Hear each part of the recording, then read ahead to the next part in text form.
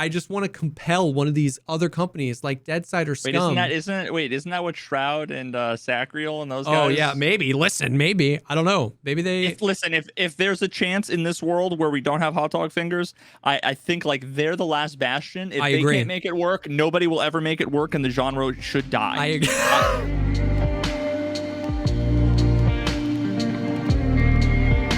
What's up, everyone? Welcome to the podcast, a show dedicated to talk about all the podcast things in life, like music, content creation, and video games. By now, I hope you know who we are. And this episode of the podcast is brought to you by HelloFresh, America's #1 meal kit. You can go to hellofresh.com/50podcast. If you're an avid listener, you'll notice that link has changed. And use code 50podcast for 50% off plus free shipping. Thank you, HelloFresh. Gotta get an early one in. Yeah, my name is and my name is what's up, man? How you doing? I'm tired. Sick and tired of being sick and tired. Yeah, no, I just haven't been like sleeping well, and a whole bunch of other stuff. But yeah, I've been fading fast early. I feel you. I've been getting these dude, somewhere between 2 and 3 p.m. every day. I just get hit like a just complete. I am exhausted. Like I am just exhausted. It just like hits me in a moment. And like everybody, I always say I'm tired. Everybody always like tells me all the things like don't drink coffee for at least 90 minutes after you wake up, like all that stuff. I do all that stuff. I'm an idiot. I wake up, I take a shower and make my coffee, which takes forever to make. It sits there for an hour before I ever take a sip because I just like forget it's there. Like I don't drink caffeine super early in the morning. I drink tons of water. I always have like a veggie smoothie shake in the morning before I drink my coffee. I do all the things you're supposed to do, but like 2:30 comes around, I'm just like gone. It's crazy every day. Yeah, for me, mine's fucking medication related. There's a couple of things that rip. Tweak a little bit because there's shortages and yeah. Oh, really? Yeah, there was a big Adderall shortage, so that'll. Oh, I've actually heard that from other people who I know take it. That sucks. Yeah. So it's like hard to get. That's whenever brutal. you want, wherever you want, right? Like I've obviously got like my prescription because I've got fucking ADHD. Yeah. And it was much easier to get 30 milligram tablets than it was to get what I was taking before, which was 3 10 milligram tablets, which you think would be the same. Now, originally it was that because it was like, when I was like less used to it, I would take, like 1 in the morning, like a couple 1 or 2 in the afternoon or some combination. And I was up all night. I was fucking wired. I couldn't sleep. And I didn't want to I wasn't going to fucking take that and then take sleeping pills. And and then just start the downward spiral. Yeah. Not all about that. So what I ended up doing was just taking all 3 in the morning, and it perfectly lasted throughout the day. But it all of a sudden was like impossible to get those without having to call around at all the different pharmacies to say, do you have, and then have to call my doctor, who then call in the prescription. I have to drive there, and I'm like, I can't Uber Eats it. So so dang. But it was a lot easier to get the 30 milligram tablets. Now you would think that they would be the same. It's 30 milligrams in 3 tablets versus 1. Yeah. And for some reason, I think all other things being equal would be the same. Yeah. But I think there's manufacturer differences.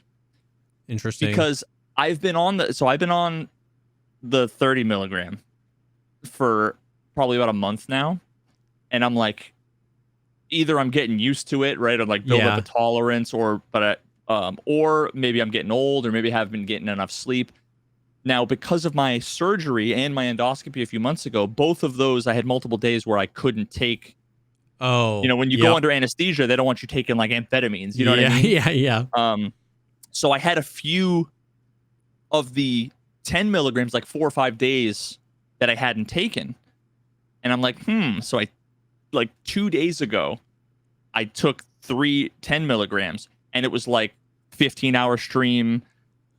Just like didn't run out of energy, and then every day before and after that, it's like 3 or 4 o'clock, and I'm like literally falling asleep. That's super wild.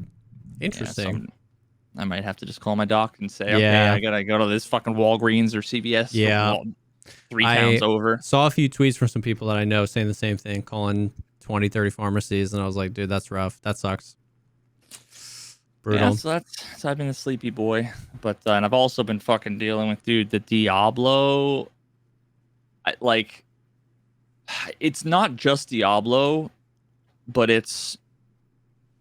there's a huge portion of it right now where the cool, fun, hip new thing, and I think a lot of it was exacerbated by the whole Baldur's Gate. Oh yeah, was so good, and we don't want to, so like, yeah. Not that it wasn't, but everybody just loves to shit on every game dev. They're all just money grubbing, whatever. For sure. They all pushed out things too early. Like the number of people that are like, the game is just half baked and they push it out into beta, and it's like, it's one of the most polished releases. Yeah, that's happened. It's had a couple of issues, right? Yeah. But like, name me a live service game that hasn't had a handful of issues, and even then they've resolved a million of them. But dude, like, the Steam reviews, or maybe not the Steam reviews, but like the online reviews, are like, it's like 1.8 out of 10. That's like, wild, dude. You might have problems with the game, but to say it's a 1.8 out of 10, that to me is just even more proof that people are just so rock hard about jumping on the fucking bandwagon. The hate bandwagon. We just want to shit on Blizzard. Yeah. And the number of people that have complained, that have said they're just in it for the money, they just want to push microtransactions and blah blah. Bro, I've literally seen in my hundreds of hours of playing since it came out, one pop-up that mentioned their store. Oh. Which, by the way, is just cosmetics. Yeah. And the cosmetics in the store are like not even good. All the cosmetics you get for free, the thousands of them, are all way better. It's like they don't even advertise it. They don't really push it on you. It's not like Diablo Immortal, which was just a straight up like pay which to win. I heard a ton about. Yeah. But that is crazy. Because everything I heard from, I feel like, cut to a month ago, and it was like everybody was making videos like, this is how you launch a game, masterclass in release, best release in the 2020s. And so, yeah, that's crazy. I mean, obviously I don't know what's going on because I don't play, but that is wild to have it turned so quickly. It's just true, man. It's the hate bandwagon, yeah. And the best example of this is I literally had to ban 3 people yesterday, not because they disagreed, but because they were douchebag, toxic assholes along with disagreeing. Yeah. But the 3 arguments that I heard in the last 24 hours for why it was a bad game, because that's been the whole YouTube meta. D4 is bad. Diablo 4 is bad. Diablo 4 is dead. Whatever. Number 1, the person is like, I quit and I couldn't. It was my last straw. Figuring out that there was no party system in the game. There's a party system in the game. Of course. So tell me you don't play the game without like. Yeah. Another guy said, I would keep playing, but the game just fucking died for me. Like, all I want to do is play through the main like story quest, like play through the main campaign. That's all I want to be able to do, and I can't. Make a new character. You can. Like, what are you talking about? Yeah. And then someone else was like, I've played these kinds of games for super long and it was always a fan. They always do the whole like, I really liked Diablo 2 and Diablo, but man, this game is such a grind. It's such a grind getting from fucking 70 to 100 and blah blah blah. Bro, in a couple of hours I got from 97 to 99 yesterday, and to get from 97 to 99 in Diablo 2 would take you 6 months if you had a bot running 24/7 for you. Damn. And they call this game grindy. It's laughable. And all they've done is make it easier and faster and easier and faster. They double the enemies, which effectively doubles your XP. And then that's after they buffed all of the XP you got. Yeah. Like all of the people that are, if I didn't think that I would be the one getting review bombed on YouTube, it would be 90% downvotes, and somehow I'd be shooting myself in the foot by making this video, but I want to so bad, and it's basically like all of your criticisms are dog shit. There are valid criticisms. I just released a fucking video full of criticisms. It was literally titled "The Real Reason Why They Say Diablo IV is Bad," and it was a handful of things where I said it all comes down to like this design issue that all of these issues stem from. But nobody's criticisms are that. They're all unreasonable, stupid things. Yeah. The best example is people show up to Pizza Hut and they're pissed off that it's not Chinese food. Yeah, yeah. Like, it's your fucking fault. That's, dude. I make that analogy all the time in Tarkov too. And it's like, it's like the people that come in and they're like, wow, like they tell me, they're like, wow, level 35 already. Like, I'm not even going to play this wipe. And it's like, you, what you said was you already weren't going to play this wipe and you just wanted a reason to like announce a complaint. Because it's like, brother, like, what do you mean? Me being level 35 has nothing to do with you not playing. Like, it's, but I can't say that, right? Because then it's like, well, of course, that's easy for you to say. You're a streamer. You do this for a living. You play all day. And it's like, I mean, yeah, you're right. But I'm telling you right now that there's 500,000 people playing the game and the average level is 9. You know what I mean? So like, yeah, I'm level 35, but like, you just say you don't want to play the game because that's what it is. It's like, you're just like, I don't want to play this wipe. You could just say that. Like, no, they need to let everybody know that they believe this thing that everybody else believes. Yeah. It's literally the same exact thing happened with another one of, actually, this was number 4 in the last 24 hours. The guy was like, why is D4 so dead? And I pull up the numbers. God. There's been 6 million players in the last 30 days. And there was like some, 300,000 active players within the last hour. Like, the game isn't dead. And they were like, yeah, but it's like 17th on like the Twitch directory, right? The Twitch directory. Yep. And people don't understand. The guy's like, why is it so dead? Why did the game die? And that's their justification was because, and it's like, bro, all it would take would be 2 or 3 of the big names. Yeah, to just hop on in the Diablo IV community, which it would be like Wudijo and like Rax would get on. And both of them are at 2,000, 3,000, 4,000 viewers. Yep. Or Shroud and or Asmongold could get on, and boom, now you've got 30,000 viewers, and now it's fucking 6th in the charts or whatever, right? Like, yeah, I mean, the whole like a game is dead if it's not high in the Twitch listing is the most ridiculous thing I've ever heard. But dude, that's like spreading. And you know what his response was after I explained that? He goes, oh, well, now I know why. It's because of A, B, C, D, E, F, and G. That's why it's dead. Yeah. It was like, oh, so you had that copy pasted on a notepad? Yeah. You were just waiting. You were just waiting. Like, give me a fucking break, dude. Like, either that or you went to Reddit and you copy pasted the first 7 titles. Yeah, whatever the top one was. Yeah.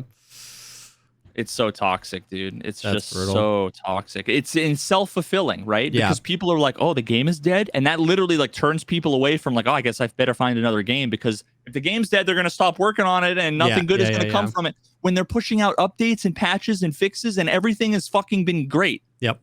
Someone came in and was like, dude, is it the beta? Why are you playing a Hammer of the Ancients barb? They nerfed that into the ground. Nobody plays that. As level 80 hitting for 20 million damage, like, what? I'm a god. What are you talking about? Yep. You just read that and you've never played the game.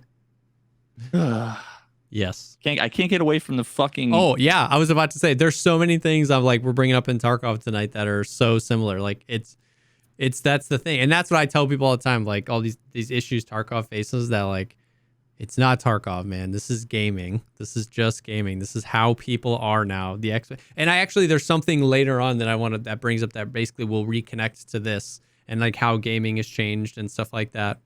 But we'll get there later. But yeah, that's interesting. That's rough. That's brutal. Yeah, but I mean that's mostly it for the Diablo stuff. I'm having fun with it. That's good. It would be better if I wasn't falling asleep, and it's not because it's boring. It's because my meds. It's because my neurochemistry. Yeah. But yeah, I'm enjoying it. That's otherwise, dope. So it's so fucking absurd. Yeah. All of the negativity, but You know what I'm enjoying? I'm enjoying our first Patreon exclusive episode that got We launched just got today. I just got my first hot review too about how epic the episode was. Yes. So just a little reminder that we last week we launched the PP, the Patreon for the podcast. It's patreon.com/thepogcastpod. We'll have it linked in the description everywhere. But yeah, so we did our very first ever exclusive extra episode. It was like an hour and a half, just we talked about our dream job. We talked about single player Tarkov. We talked about skepticism and I had a little special. Now we said I'm not going to limit story time to the Patreon. Yeah, don't worry, I'm still going to have story time. But one just fell into our lap. Yeah, this one, and this is honestly one of my favorite, one of the wildest, craziest ones. Yeah. That's like a heartwarming. Yeah. So yeah, I would recommend checking it out. We already got 50 something patrons. Yep. We love and appreciate you guys. Yep. For supporting us. It's fucking huge. So thank you guys. That was fun. That's new for us. A little offline podcast episode, but yeah, that was weird. Was that the first one that we've done where I wasn't live, or well, at least it was since the first one in few a episodes? long time. Yeah, the first few episodes, which I forgot we didn't even freaking have cameras for. The first like 2 episodes was just audio. Oh my god. Yeah. Anyway, so just a little general reminder. Thank you guys so much for the support. It's been crazy. If you want more content or if you just want another way to support us and what we do, patreon.com/thepodcastpod. Other than that, man, obviously it's week 1 after the wipe. The wipe was literally Thursday of last week. I think we did the podcast Friday or Saturday. And so it's been cruising. We've been cruising through the patch. It's interesting. It's an interesting wipe. This is like far and away my best start to a wipe. I died like 3 raids in a row right after. This was I thought this was going to be my worst start to a wipe. This is the first time in like 4 wipes where I died 3 times with the pocket watch on me. Like I had the pocket watch on me and I died. You and then I fucking noob. did it again. And then I did it again. And I was like, am I washed? Like, do I not know how to play this game anymore? This guy can't even get the pocket watch. Bro, I Get outta couldn't get here. the pocket watch. And then I went on a 22 raid streak, which is my personal longest ever. And it wasn't just grinding factory first. We were literally like woods, customs, shoreline. 22 raid streak. I died. Then I went on a 15 raid streak.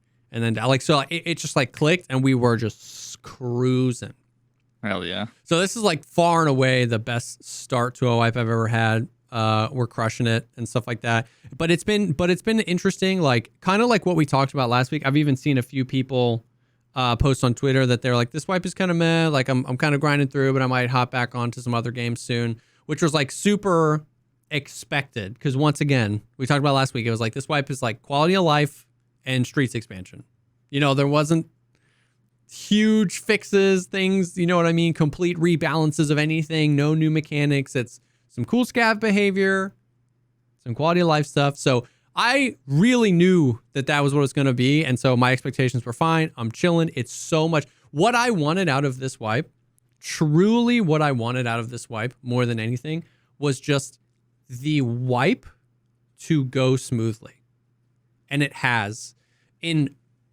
Relative to these previous wipes, like last wipe was just atrocious. Invisible player bug. Streets was completely unplayable. Every map had no audio. Like, atrocious. So I know a lot of people are like, what do you mean Tarkov sucks? It's in the worst state it's ever been. You just haven't played the game if you think it's in the worst state it's ever been.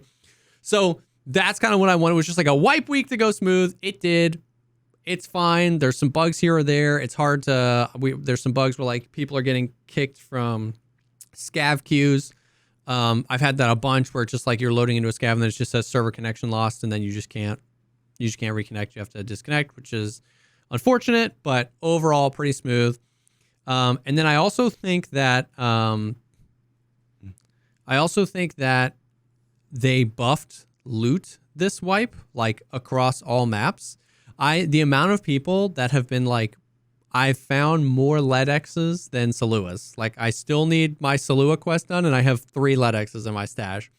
I think they kind of like buffed loot all around because it's a shorter wipe. Does that make sense?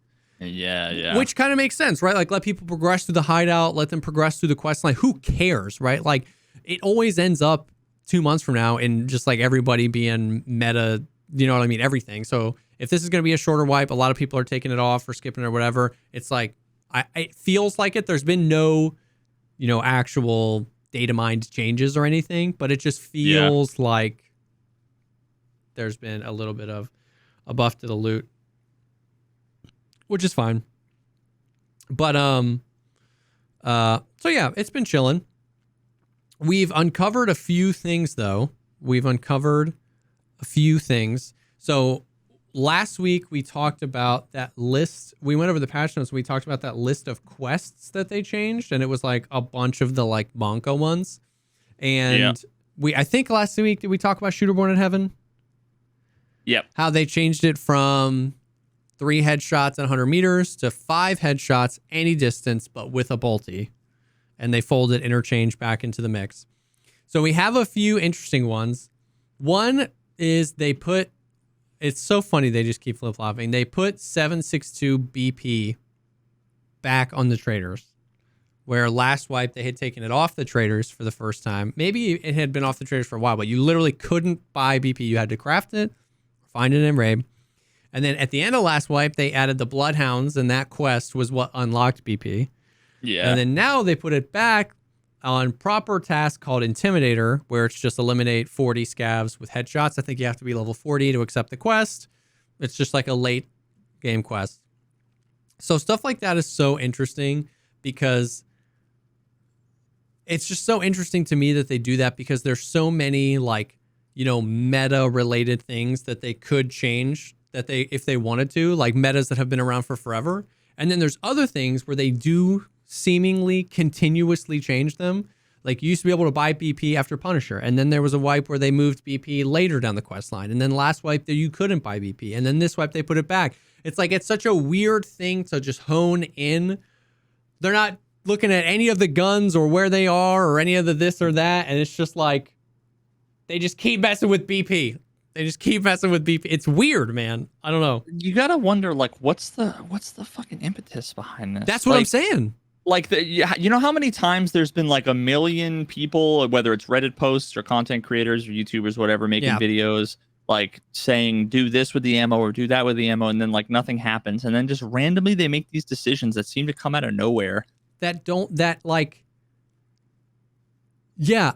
Somebody has a reason for it, but those reasons aren't evident, and they're like, I guess the way to put it is just like, when you think of like the meta and the economy, there's like 100 things that are easy to do that you could change to shift it up, 100 things that are hard to do, and 100 things that are really hard to do. And they keep just like zoning in and plucking one and being like, this is all we're going to do this wipe. We're going to move 762 BP. And it's like, last wipe, you couldn't buy 762 BP from the traders, and mutants and RDs were still like everywhere, right? Like, it almost... Yeah, because PS was really good and BP was not in short Exactly. supply. You could still craft it. And then you kill other people with it. You could find it in a raid and stuff like that. So once again, I'm not necessarily complaining that they put it back. At this point, I don't really care about like these individual changes, because I know that the meta, quote unquote, or the economy needs sweeping changes. So it's like, at this point, I'm like, you put it back, fine. I love switching it up. I love using all the guns. You take it away, fine. Like, I don't care, whatever. But it's just interesting. They did the same thing with like M80. They moved M80 to level 4. But then this wipe, I think they put 5.6A1 at level 2 Peacekeeper. So like, we had 5.6A1 on like day 2 of the wipe. Day 3 of the wipe. And then 5.5A1 is level 3 Peacekeeper, but behind a task. But it's just like one of the shoreline tasks. Well, we had some technical difficulties, but we're back. Yeah, we very rarely have technical. It's weird. It is weird. The podcast, like, it's known for being smooth sailing, no technical difficulties ever. Yeah. Anyway, so they put BP back. Whatever. I don't even know what we were talking about. So some of the other quests that got changed were, so many thoughts. We'll just talk. Shooterborn in Heaven now gives 5 sniper skills. So you know the whole game where it's like you need to get to sniper level 7. Yeah. So you need to reload to level 3 because once you turn in Tarkov Shooter Part 8, Shooter Born in Heaven, and then you buy the Sniper Skills Mentor as a quest where you just hand in like 50,000 euros and you get 3 snipers. That gets you to Psycho Sniper, and Psycho Snipers get level. So they changed Shooter Born in Heaven to now give you 5 sniper points instead of, I think it gave you 1. So now it's like, everyone's like, oh, we don't have to reload anymore. But Psycho Sniper is now you need sniper level 10, not 7 or 8. I don't even remember what it was anymore because it keeps changing. And that's another one of those ones where I'm like, who did that? Who was like, we'll give more sniper points, but we'll require more sniper points. It's like, why? What? I don't understand. But now also it's gotta be the same reasoning as the companies that are like, listen, it's $300 if you want to buy a year's worth of contact lenses, but you get a $150 mail-in rebate. And it's like, you only offer me that because you know I'll forget. Yes.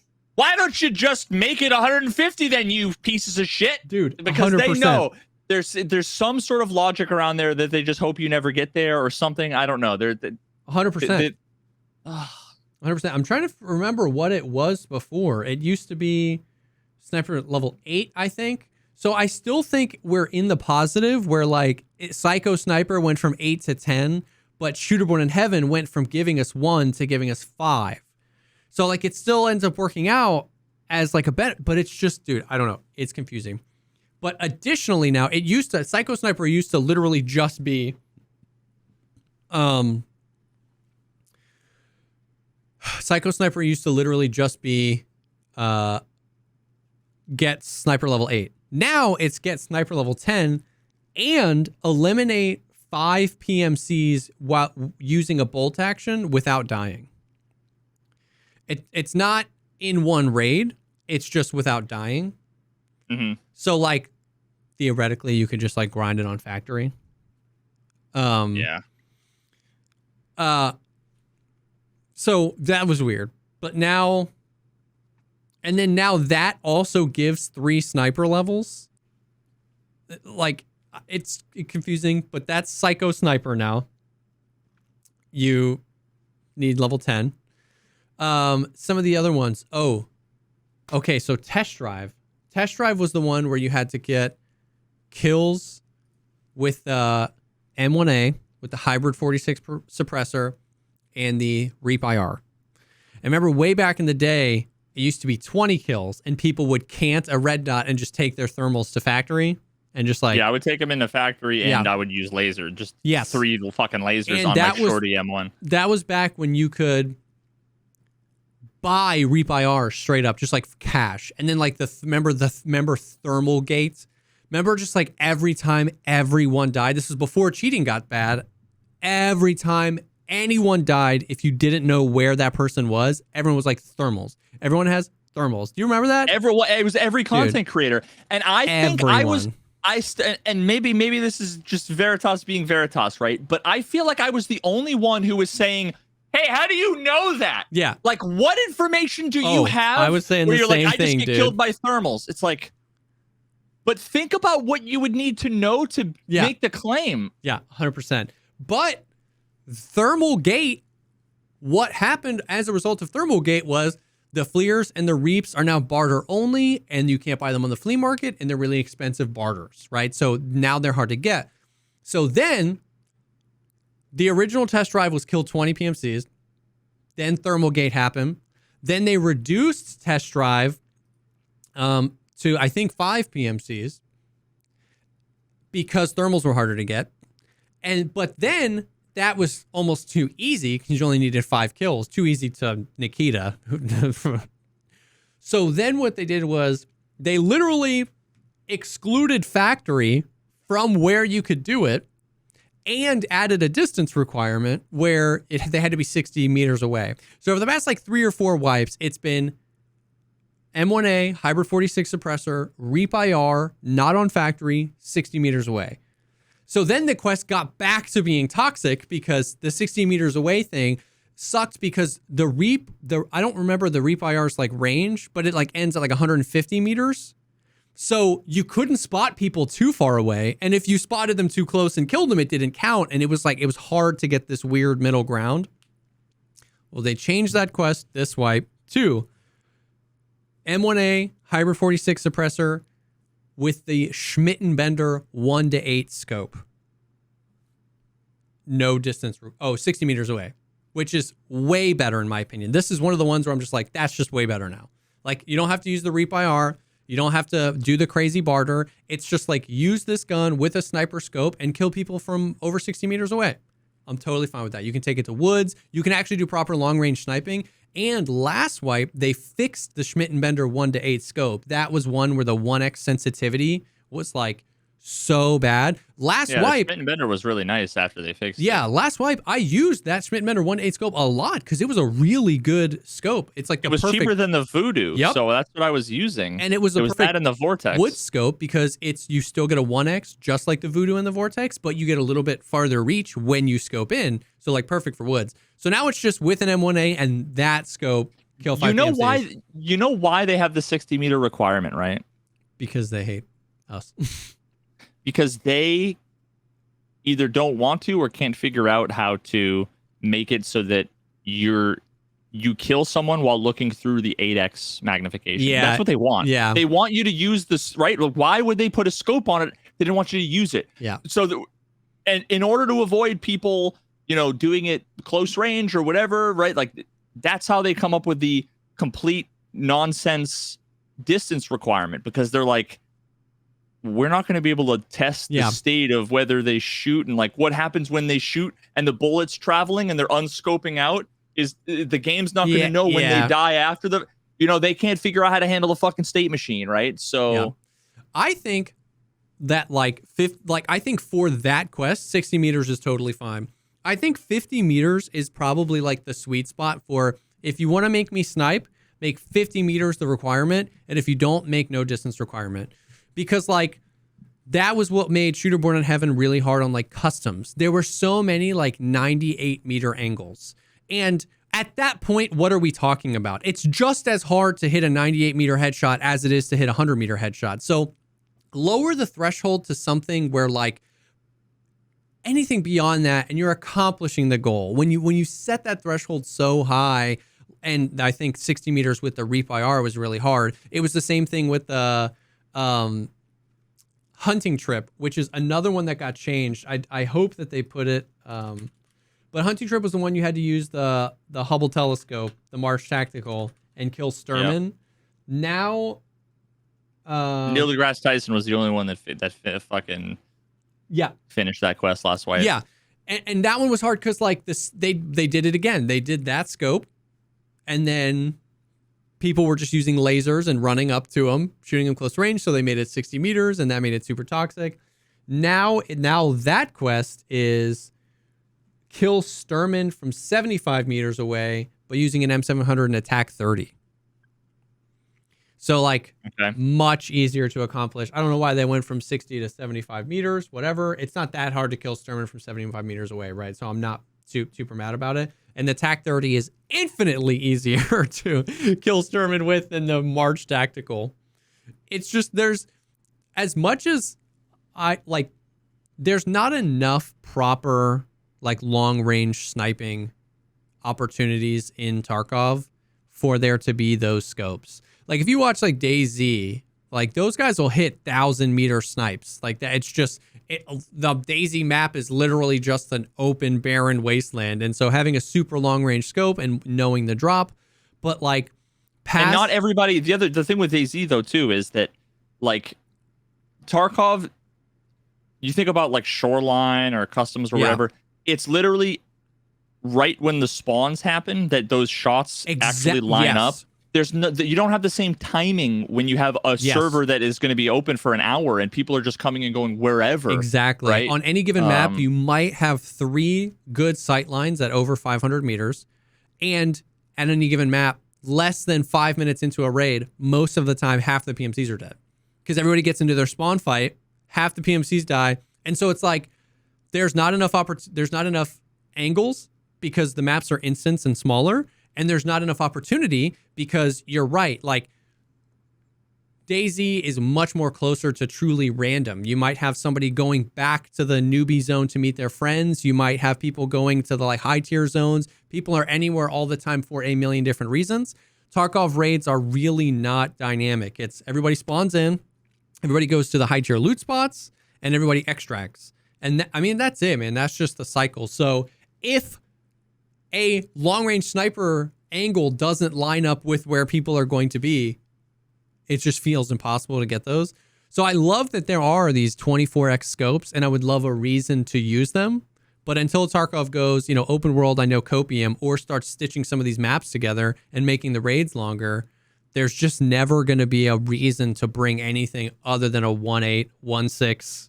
You know what I mean? Because it's not. So I'm glad they switched that quest to attack 30, 75 meters, killing Sturman. Totally fine. Tarkov Shooter Part 8, I actually don't know about this. It was on the list. Most of the other quests that got changed are updated on the wiki. I heard Tarkov Shooter Part 8 is now kill... Oh, yeah. Okay, so Psycho Sniper is kill 5 people with a bolty without dying. That was just like something they added. Tarkov Shooter Part 8 was always kill 3 PMCs with a bolty in one woods raid. Now it's kill 3 PMCs with a headshot without dying. So that was what made that so hard. And there's no map requirement anymore. What made it so hard on woods is you would get 2 and you just couldn't find anyone else. And if you survived that raid, you reset the quest. So now it's the same. It's 3 PMCs, but if you catch 2, you can reset, come back in, and try to pick up your third guy. So that made that made that quest much better. I know normally we're like anything where it says do this without dying is toxic, but no, but that's way better because in this world that's actually less toxic than what it originally was. It was that and other things were distance related, whether it was within a distance or over a distance, that they make you play like an idiot. Yes. Because imagine you're like a sniper. Imagine you're like rolling up and all of a sudden a dude is 30 meters in front of you. You're like, I'm not going to shoot him. I'm instead going to just wait. Yes. And hope. And then he gets, you're waiting for him to get 100 meters, right? Rangefinder out there. and at 65 meters, he's behind a tree and you're like, fuck, right? Like, or you watch him get killed by someone else.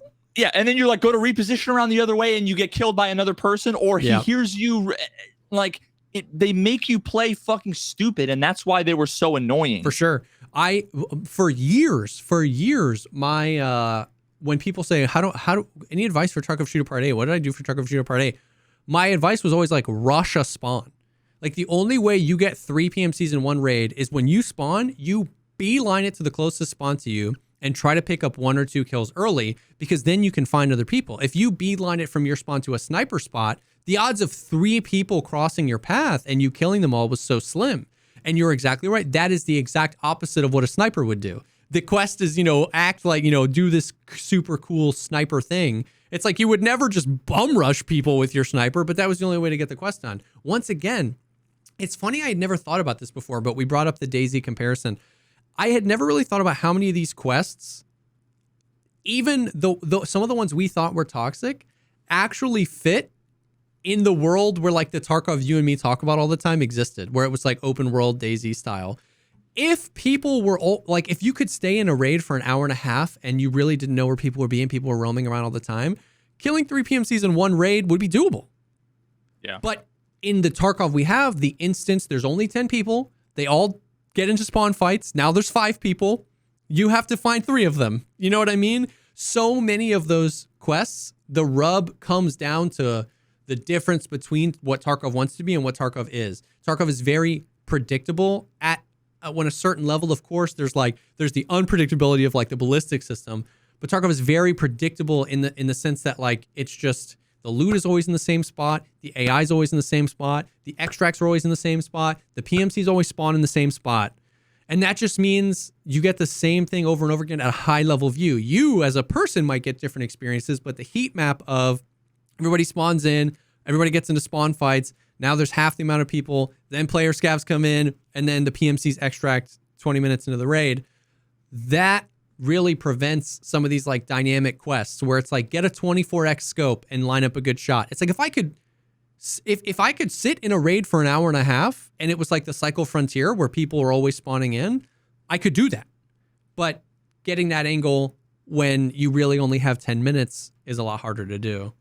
So yeah. I never really thought about that where you wouldn't even have to change a bunch of the quests. So once the ones we think are toxic wouldn't be toxic in that universe where we have hot dog fingers and Tarkov is open world and has a proper spawning system. A lot of it would just work and be fun, actually. Mm-hmm. So that was Tarkov Shooter Part 8. And then the stylish one, I don't know if this is just because it's a short wipe or not, but they made the stylish one to get tracksuit 50 kills instead of 100, which was just super interesting. Still, I would never, ever, ever, ever do it, even still with 50. But it was just interesting. I was just wondering why. Unless he had his old spawns. Yeah, which he doesn't. I'm assuming he still spawns basically anywhere. What they did last wipe, which was nice, was they removed every single spawn in the basement, in the car park, the whole underground. He had like 10 spawns down there. And you could literally spawn in, run underneath, and die to kill it within 30 seconds. And the lighting down there was like just atrocious, right? He would spot you from a million miles away, and you would just see muzzle flashes in the distance and die. So now he only spawns on the first or the second floor, but he can spawn in like 15 different places on the first floor and like 15 different places on the second floor. So farming him for tracksuit is really difficult. But that's okay. This goes back to the conversations we have all the time where like, they create conflicts in their own design. Like, I've said this a million times. The Killa quest is bad for the game. Not the ability to gain the tracksuit. But farming Killa is bad for the game. Because making Killa where he can spawn like 100 different places was, in my opinion, an objectively good change. It made the raids more dynamic. You had to be on your toes. You had to be aware. Now his AI still sucks and his AI still ruins it, but yeah, ignoring all of the other things that make the good decision bad. Yes, it was a good decision. It was a good decision, but it made everybody that farms tracksuit really angry because now it's infinitely harder to farm him. So like they create these conflicts in their own design. I've been saying this for literal years since I'm pretty sure I was saying this the stylish one came out.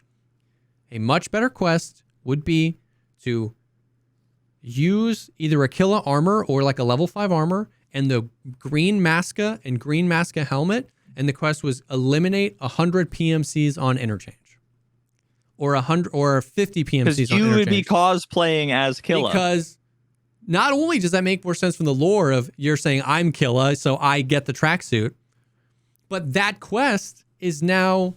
The quest is still go to the map and engage with the map. Move around the map. Try to find other PMCs. You know what I mean? Like do it with an RPK. I was gonna say, if it was half and half, if it was like kill Killa 25 times and then kill people, because then if you were in the raid, you would be like, oh shit, there's Killa. So you would be Killa. Like baiting out other people. That would actually be if it would be half the time you'd be getting baited and the other half the time you'd be the one baiting. Yeah. If it was like kill Killa 10 times and kill 50 PMCs with a Masca and an RPK, it would be like chaos. You know what I mean? But that would be so much more fun than Killa. Because that would be fun. Basically, like, I mean, if you're just like a Timmy trying to do your quests, maybe that wouldn't be fun. But something along those lines, because nobody enjoys like the Killa farm. Everybody hates that. And everybody who's not on interchange for that hates the Killa farm too. Because like if I'm doing long line and I'm trying to get my quest done where I have to kill PMCs and half the map runs in, throws 3 flashbangs and doesn't hear a kill and then they just leave to reset.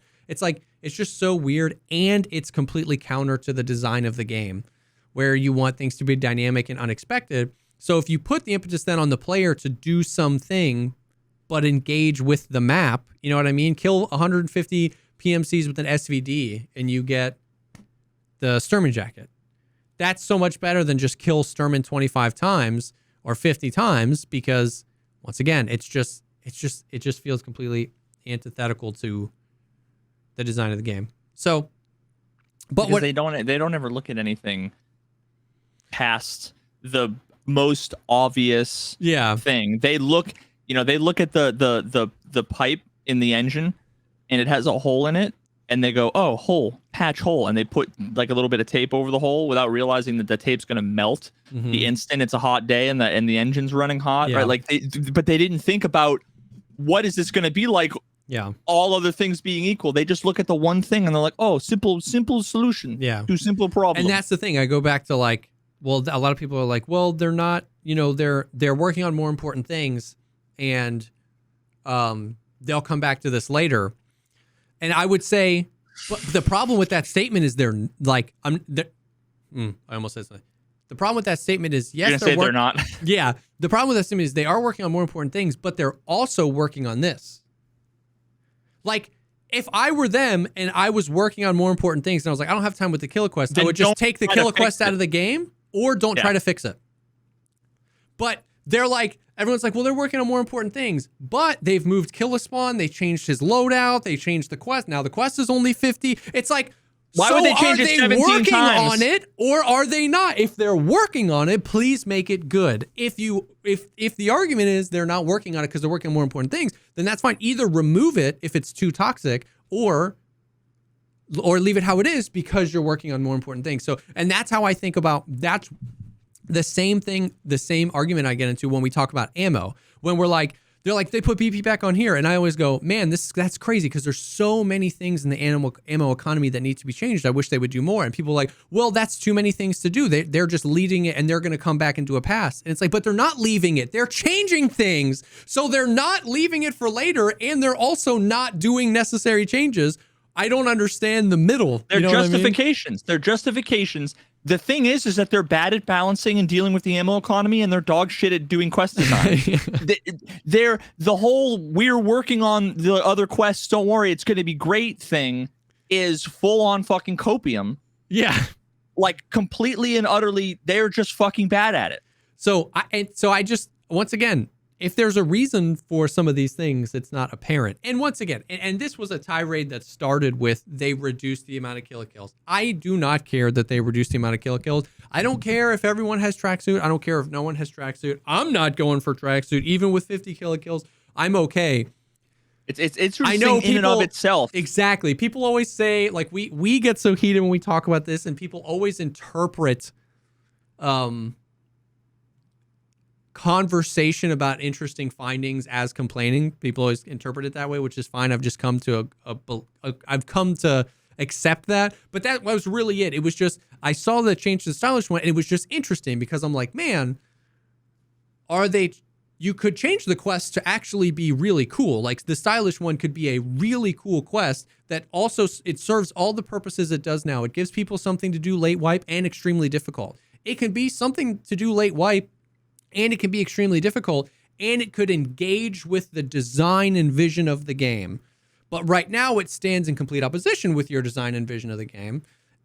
And so they make this change, and it just makes me go, interesting. You could have changed the quest, or you could have left the quest alone by just kind of middling with the quest. It's just interesting because it makes me question, like, do you understand that this quest stands in complete opposition to the vision of the game? Are you just like, was this just like a Reddit thread of like things that people complained about? There was tracks, and they're literally not even maybe that's it. Maybe they're literally not even considering it. They were just like, oh, somebody said that there should be less killer kills. Boom. Maybe that's all the thought that went into it, and I'm thinking about it more than they ever did. It's more that I just find it interesting. Same with they're adding 762 BP back. You're not. I don't care. No, you're being totally fucking reasonable and rational.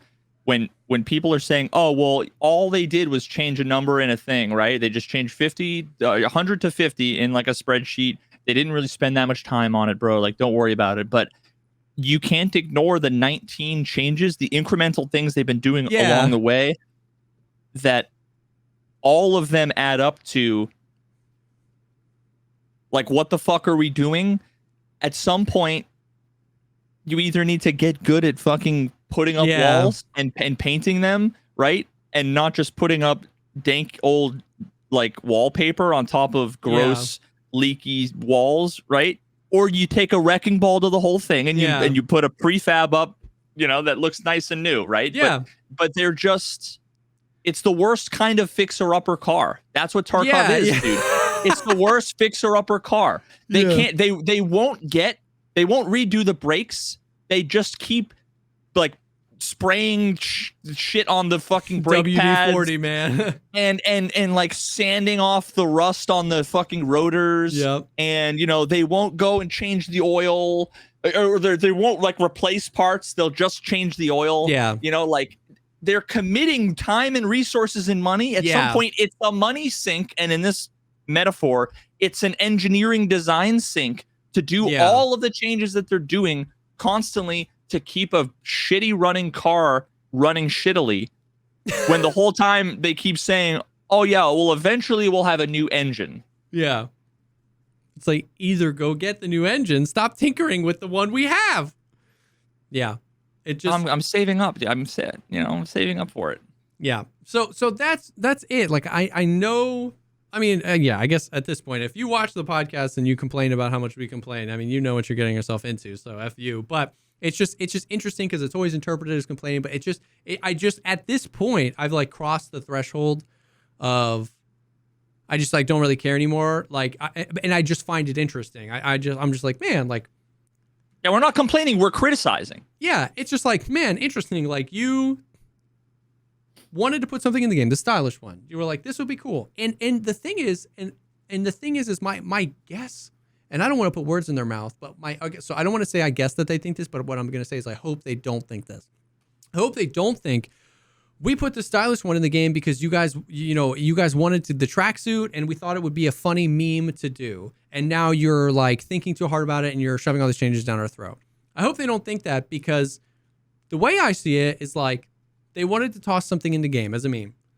And they realized they had a square peg and a round hole. And everybody gave these valid criticisms. And instead of just getting a round peg or just leaving the square peg alone and going to work on other things, for years they just keep, they have scissors and they're sanding the square peg, the corners, they're trying to round it, and then they've tried to jam it in the hole enough times that now the round hole is kind of breaking at the edges. And every time they're like, we're working on more important things. As I see him, in the garage with the sander out, and I'm like, are you working? Because you're working on this, and there are more important things to work on. But they just keep shutting. Now it's halfway in. It's halfway in, and they're like, well, should we? And I'm just like, wait, what are you doing? Are we leaving this alone, or are we gonna just find? Because I've got a round peg for you. Just make the quest this way, and it works. I have the round peg, and that's just so. I just find it so fascinating because I just can't tell what the intention is. And bro, Dimitri's been working on the round peg for 4.5 years, man. Don't worry, we're ignoring your thing. Don't worry, he's got the round peg, and it's gonna be like a fucking banana shaped, whatever. That's what we're gonna end up with. The worst case scenario is like, the worst case scenario is they do something that's a real, like, because I'll say this, the stylish one is an awesome concept for a quest. I love the idea of something really, really hard to do end game that gets you nothing but a cosmetic. I think Tarkov needs more of that. We've talked about that many times. It's an awesome thing. So like the worst case scenario, in my opinion, is they do a really cool idea and they implement it poorly. Because very few people have nuance and criticism, all they hear is complaining about the thing. Then they make a change that makes it worse because they don't understand that at the core of the complaining was valid criticism, and they didn't see that valid criticism. So they make a change to it to appease the complaining, but that makes it worse, which makes more complaining. And the worst nightmare is they from their perspective, it just keeps going farther and farther. And like, this is why we don't do nice things for you. This is why we can't please everyone. This is why we don't add cool quests. This is why we don't do cool stuff. And it's the worst case scenario because they don't understand the problem with the quest. They feel betrayed by the community because the community's mad about the cool thing they tried to do. And the community is just addicted to hating and complaining that the community's not trying to consider valuable feedback or criticism for the thing. even if their complaining is justified a little bit because the quest was done poorly, and then that cycle just continues, and they keep sanding the edges and making it worse, and the community complains and this and that. And in this case, I don't think it's quite that, because I don't think anybody's gonna complain that they reduced it to 50 kills. I don't think anybody's gonna complain about that. But just that's the worst case scenario where it's like, I hope you know that like putting this quest in the game was such a good idea. We just gotta think differently, but we gotta find that round hole. There's a round peg for that round hole. We just gotta go find that. All right. As usual, they're so close to getting it. So close, yeah. Yeah. But this ain't horseshoes or hand grenades. Yeah, so like that was like a video about hand grenades. Weird tirade to go on about the freaking stylish one. I really don't care. I think it's cool. I think there should be more cosmetics like that. I think it's sick that people do it. It's just funny. I don't know. Bro, I had an epiphany last night. Okay. And I don't know if we've talked about this before. It seems so obvious to me that I feel like I must have brought it up before, or someone must have. And then like I've just been out of it so long that I'm coming to the same conclusion. I'm like, oh, this is such a fucking novel idea. But at the end of the stream last night, I pulled up a whole bunch of my old videos, me playing PUBG, and showing some of like the newer community members, especially from like Diablo, who aren't familiar with some of the older stuff. And then I was watching some of the OG, like the first 5 Tarkov videos that I did. And one of the things that instantly became apparent to me was, of course, during like 0.4, 0.5, there was no Scav karma. Yeah.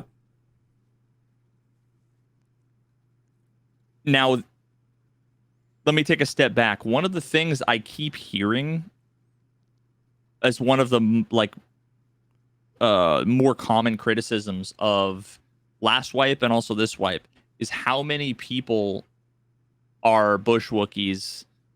Like, yeah. Everybody's just camping. Everybody's so scared. Blah blah blah. Yeah. And it makes me wonder.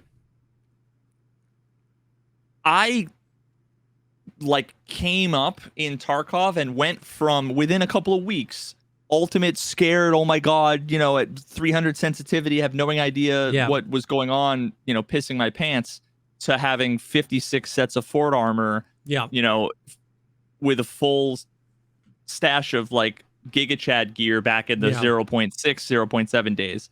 And a huge portion of that was because I had all my PMC raids, most of them I did on Factory, and then I did all my Scav runs on Factory too. And I was killing and fighting everything. Everything, yeah. So think about how much experience in combat all of the players who are scared shitless are missing out on with Scav karma. Because they used to like practice combat with Scavs. Yeah. Yeah. They spend probably 75% of their fucking time playing the game. They literally do a Scav run, open up a Twitch stream, and watch whoever until the next Scav timer comes up, and then they do a Scav run because they are afraid of, losing whatever gear they bring in, or they just want the free stuff, right? But when but now with Scav karma, you go in and they hope you pick up some shit and you avoid everything and then you get out. Yeah. Whereas back in the day, it was you Scav in, you kill everyone, including Scavs. Yeah. And so it just makes me almost feel as if, at least as it is now, Scav karma, I feel like is doing a massive disservice to the new players, because there's less Scav on Scav violence. So they're not getting killed by Scavs as much. Yeah. But they're spending 90% of their time not fighting. Yeah. Where I spent 90% of my time fighting. And basically we all did. Which is why, like, the kids these days are different. We were much harder back then, whatever. Yeah. And I think another thing that changed was the expectation. Like, when you died on a Scav raid back in the day, it was fine. You just died. But it's really upsetting to people when they die to Scav on Scav violence now.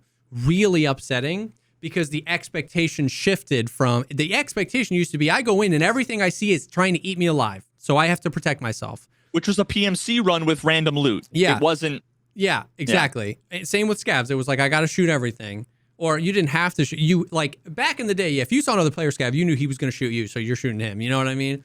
But now the expectation shifted to there's a new system in the game, so the expectation is everybody will abide by it. And so when scav on scav violence happens, it's really deeply upsetting to people because they feel like I was playing by the rules and you weren't. You know what I mean? Yeah, they got betrayed. So I think that's part of it too. The other thing is like, yeah, we never had VoIP back in the pre-Scav Karma days. You never had the ability to like create alliances and be like, yo, let's and just let trust. You know, DayZ is like that, where it's just. Well, you did. It was harder. You had to have. See, the thing is, you had to have confidence. Taunt, yeah. Well, but there's a whole science to that, though, right? Because you can roll up on somebody. So often, I used to hear, yeah, bro, I walk up and I try to befriend, and then they just kill me right away, and it's because you got like your muzzle pointed and you're like wicked sketchy and fucking right. Yeah. But the more experience you have, the more you know, you end up like, you don't fucking jump scare them. You like taunt from a distance and you kind of wiggle and show, you know, like hatchet. You show you're friendly in a million other ways than just walk up to people and wiggle. It's like, no, by the time they see you walk up, they're going, oh my God, I got to kill them. They're going to shoot me. And they've already decided, you know? So yeah, people just didn't know how to fucking approach it, which made it even harder for players back in the day if they were new.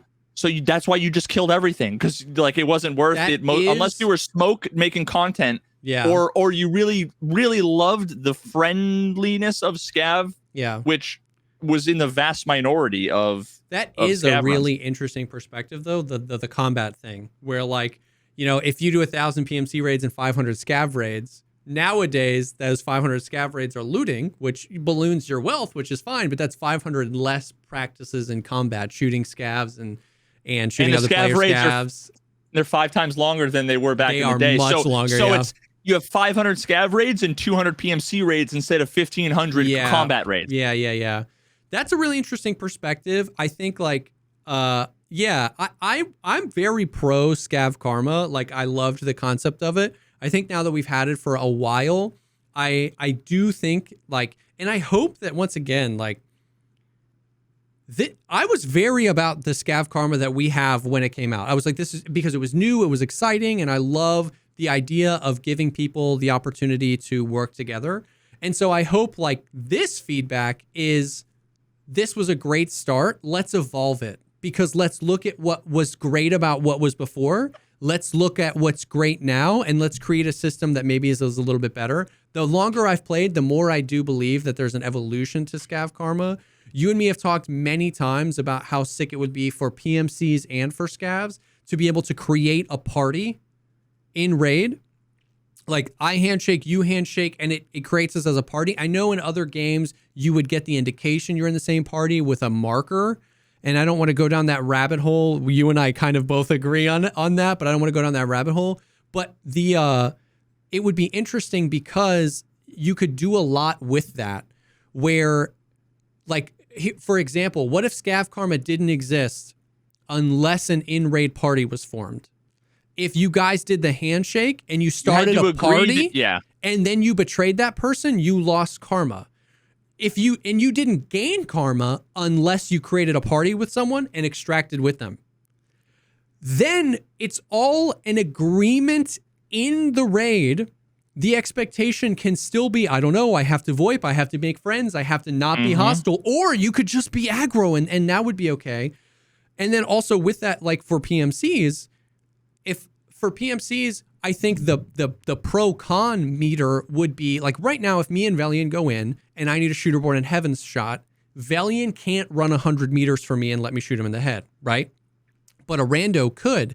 It would be interesting if you group up, you're treated like teammates now, where kills don't count for quests. So there's pros and cons to grouping up. You might be and you could give the PMC Scav Karma potentially too, right? Yeah. Like you're because ultimately the Scav Karma is like, it's your account karma for like fence, right? It makes sense that like it's like in other games, you know, Skyrim or whatever, how you have like, you've raised your alliance with the faction. Yeah. And maybe it makes some other faction go down. Yeah. You know what I mean? Like, but this could be, oh my God, did we just solve PMC karma? You know, people freak out about this every day. What if that's how it was? What if you could kill bears or USEX? It's totally fine. Your karma, nothing happens. If you form a party with USEX and betray them, your PMC karma goes down. If you form a party with bears and betray them, your PMC karma goes down. If you form an alliance and work with them, your PMC karma goes up. This is not a perfect idea. I already see holes in it, but this is what I've been talking about. You know how many people over the past year have been like, oh my God, PMC karma is going to ruin the game. And I'm like, wait, before we say that, what if we just thought of ways it could enhance the game? Because nobody can see past PMC karma is, if I'm a USEC and I kill a USEC, I lose my karma. And to be fair to the players, that's because that's what Nikita said it was going to be 6 years ago. But they haven't talked about it in a long BSG, time. Whatever it's going to be, BSG is going to make it worse than we think. Yeah, this is definitely true. Or we're either going to be pleasantly surprised, or it's going to be like, a fucking course, it's this dog shit. Yeah. It's one or the other, right? It's not just going to be good. But stuff like this where the karma system can exist. I'm a fan of game systems that exist that can be ignored. Like, if PMC karma is in the game, what I would want for PMC karma is you could play Tarkov exactly like you play it right now at no detriment to yourself. Or if you choose, you could engage in this part of the game that gets you rewards only through this way.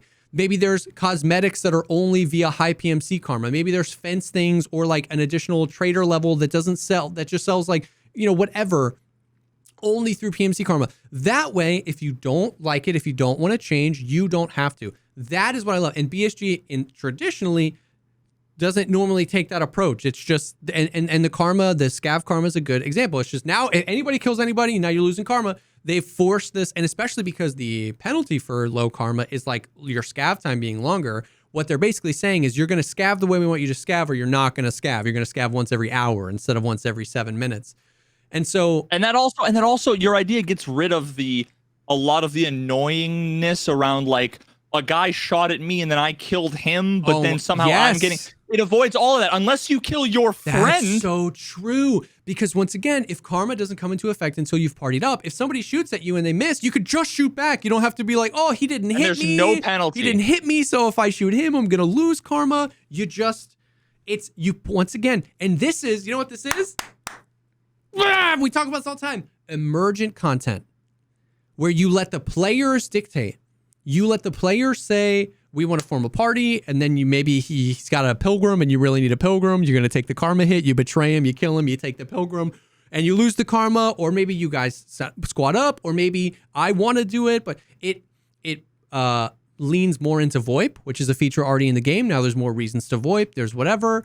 It removes so many of the detractors to Scav karma, exactly like you said. He shot at me, or he kills my buddy, but he didn't hit me. He killed my friend, so I defended him, but I lost karma because he didn't kill me or shoot me or whatever. You lose all that, and you let the players decide. And then this template could be applied to PMC karma, where you get special tasks at higher karmas or special cosmetics at higher karmas, but you don't have to engage with it. You could still kill people and you could still play the game exactly like you play now. It's fine. That would be a great way to do PMC karma. Bro, you know what they need? Kuru. What's that? You know what that is? No. So in DayZ, if you eat human meat, you get like a sickness that makes you giggle. Yeah, and go crazy. Bro, can you imagine? Imagine there was some small bonus you could get from like befriending and then betraying. Yeah. And then imagine at random intervals, you might get lucky and it might not happen. Yeah. Your character would go like, ha, ha, like the fucking Scav giggle. Yeah. Imagine then you're like, you're chilling with a buddy and you hear the giggle and you turn, you're like, yo, was that you? What the fuck? Was that you? You're like, 6 of you in a circle. Which one of you giggled? Yeah, dude. And then also it makes your aim twitch. Like, and maybe it would make you a little bit shaky, or there would be some negative, but then maybe it would unlock, you'd be able to get cultist stuff available from Fence, or whatever, right? Like, I hate that we're not game designers, we're just shooting the shit, and every episode we come up with 100 amazing fucking ideas. And you know what's crazy too? It makes me so fucking sad. Fold, and it could fold into stuff they've already put into the game. If you have low enough karma and you want to like Fence, if you want to be a part of the squad, what he requires is that when you're in PMC raids, you have to take these experimental drugs that Sanitar's making. You know how many Obdobloses they've made that give these weird things? That could be how they tied it. Instead of Kuru, they're saying, hey, our squad, we're all addicted to Obdoblos Q. And so when you're in a raid, you have to, if you want to keep it, or he kicks you out of the low karma squad, and that drug makes you like taunt randomly, or your aim a little shaky, and it adds this engagement, and it already folds it into like existing mechanics. Yeah, and one last thing I want to say on this is that I want to make it clear, I wasn't trying to say that like Scav karma's bad, or that they should remove, but it was mostly just, that's an unintended, think I'm theory crafting that's an unintended consequence that might explain what we see, right? It's just a theory. Yeah, and it's a perspective I had never thought about before. Seriously, as somebody who came up under you guys and used scav raids a lot when I started as combat practice and killing other scavs, I'd never considered that before. I never thought about that. Well, if you have Kuru and you're giggling and you need some help, I want to thank the second sponsor of tonight's episode, and that is BetterHelp. I couldn't figure out how. God, if you're a cannibal, then maybe you should seek online digital mental health counseling. But this show is sponsored by BetterHelp. BetterHelp is an online platform where you can get all sorts of help and therapy that you need. Veritas and I both have personal experiences with them. Therapy is one of the most important things that has happened in my life personally, and BetterHelp is a really, it's a way to bring this into the new age, into the online age. It really is an awesome platform because you get to find somebody super quickly. If you don't vibe with them, instead of calling and canceling appointments and calling other offices and scheduling, it makes it super easy to find somebody that you jive with, find somebody that you're comfortable with. There's additional communication methods. You can put in a note section things you don't want to forget to talk about, and then once your session starts, you both have access to that. There's just a lot of really cool things that make this incredibly accessible, easy to use, and flexible. And I think for a topic as sensitive as this, those things are important. So yeah, for sure. And like, there's also a million things that you can seek therapy or other mental health counseling services for, more than just the, stereotypical depression, right? Yeah, for sure. It could be anything from, maybe you are dealing with depression, maybe you're having trouble with your coworkers, maybe you need couples counseling. Yep. Some people even might need or think that they want counseling for, maybe they have a child, right? Yep. That maybe they want to speak to somebody, right? Like, there's so many ways to like look at this that can apply to you and or your loved ones in ways that are super relevant. And yeah, I mean, I've said before, I can't speak enough to how 4 months ago I was fucking miserable. Was honestly like the lowest of the low. It might have been one of the lowest, if not the lowest period of my entire life. Like legitimately. And it's kind of what has kept me going, honestly. For sure. And at the same time, my therapist has been on vacation for like a month, and it's been like, to be able to then now not talk to her for a month and be like, this has been a good month. Yeah. I'm like looking forward to her coming back in a couple weeks and being like, yo, things are going well. Things are going well. Yeah. Yeah.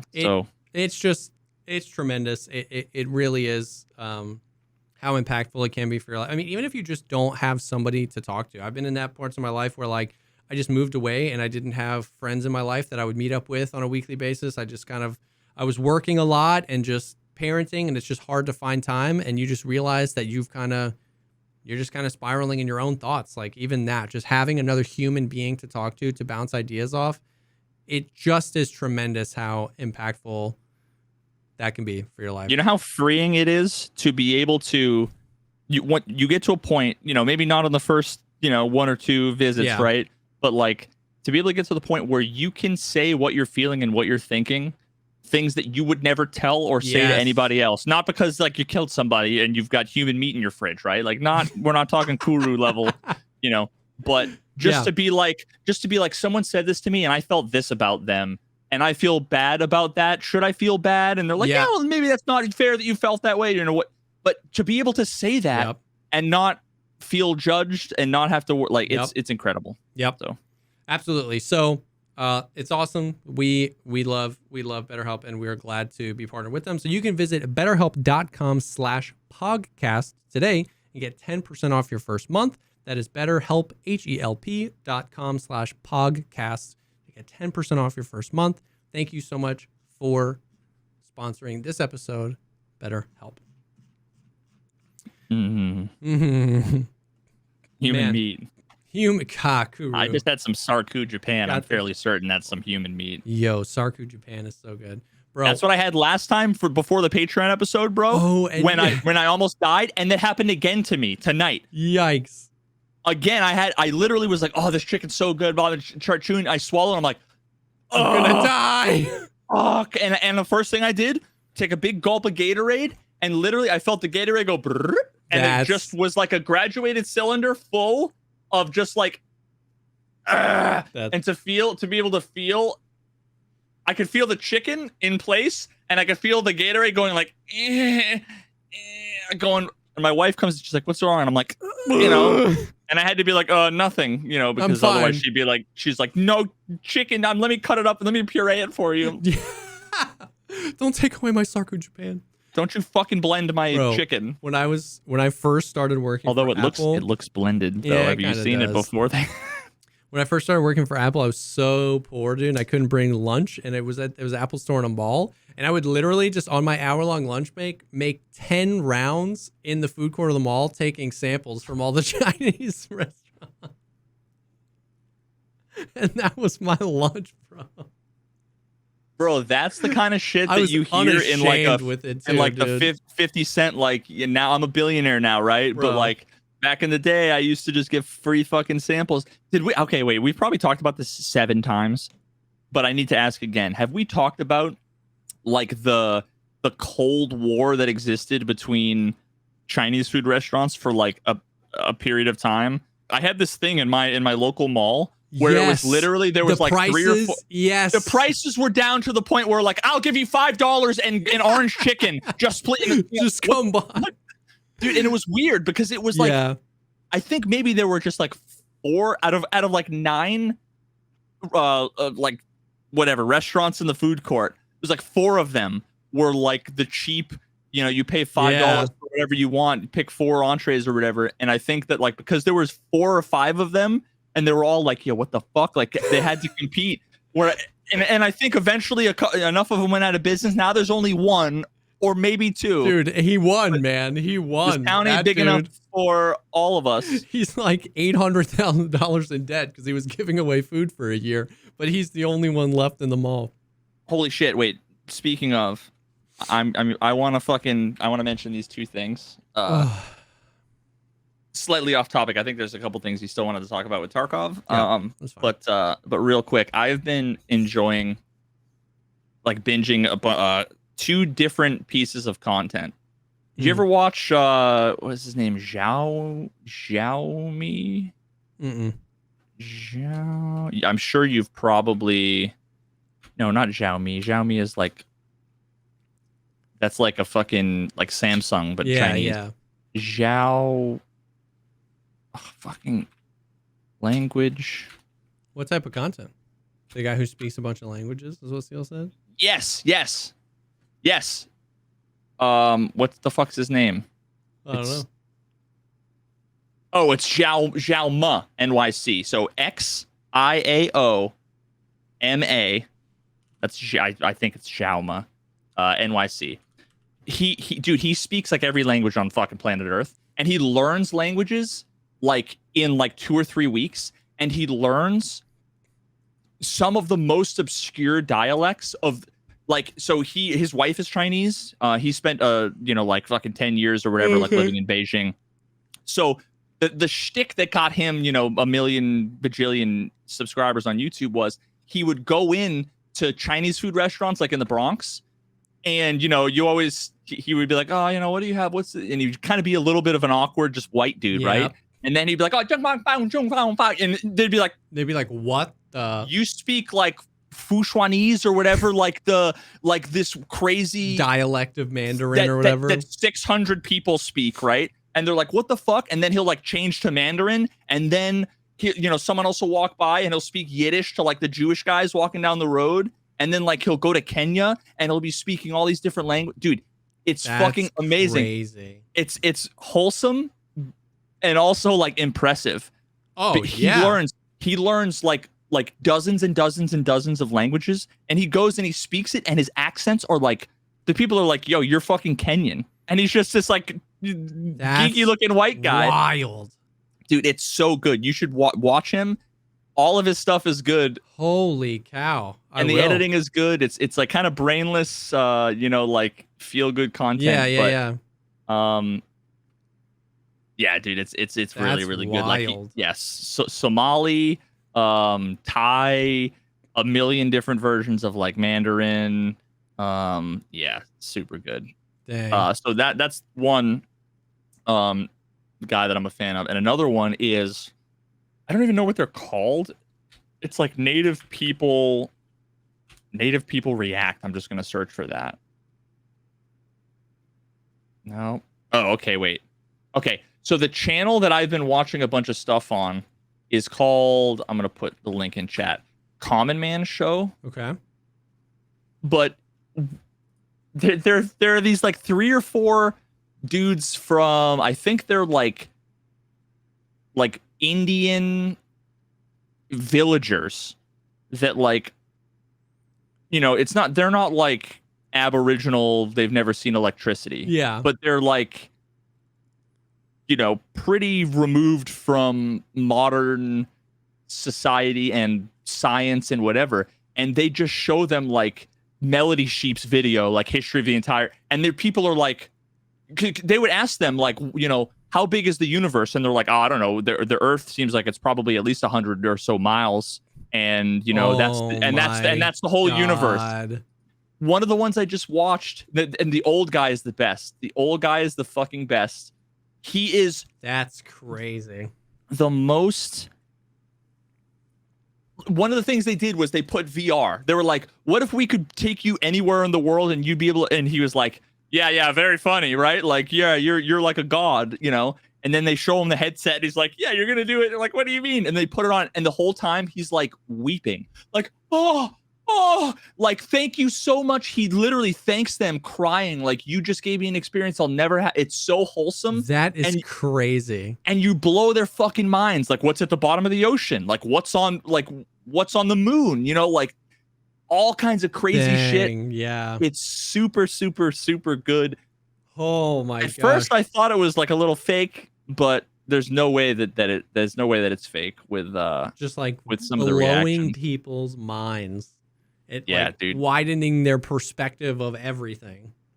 Yeah, and it's like, it's the secret thing that, I mean, maybe I'm the only person that wants to do this, but like, I totally envision, or I imagine how amazing it would be to either go to like the Aboriginal tribe, right, that has never seen any technology before, living off the land and making fire by hand and whatever, and then like pulling out a fucking iPhone, or whatever, right? Or being able to go back in time. Yeah. Imagine just if you could like thought experiment, go back in time to a fucking 1000, BC, and be like, yo, here's a car. You know what I mean? Like, how this is like as close as you can get to that. Yeah. That's not unethical. Yeah. 100%. 100%. I was just thinking the same thing. It's like the closest we can get to going back in time is like finding these people and then like just blowing their minds. But yeah, the one I just watched last night, they took the 3 of them on a plane, and it's so funny.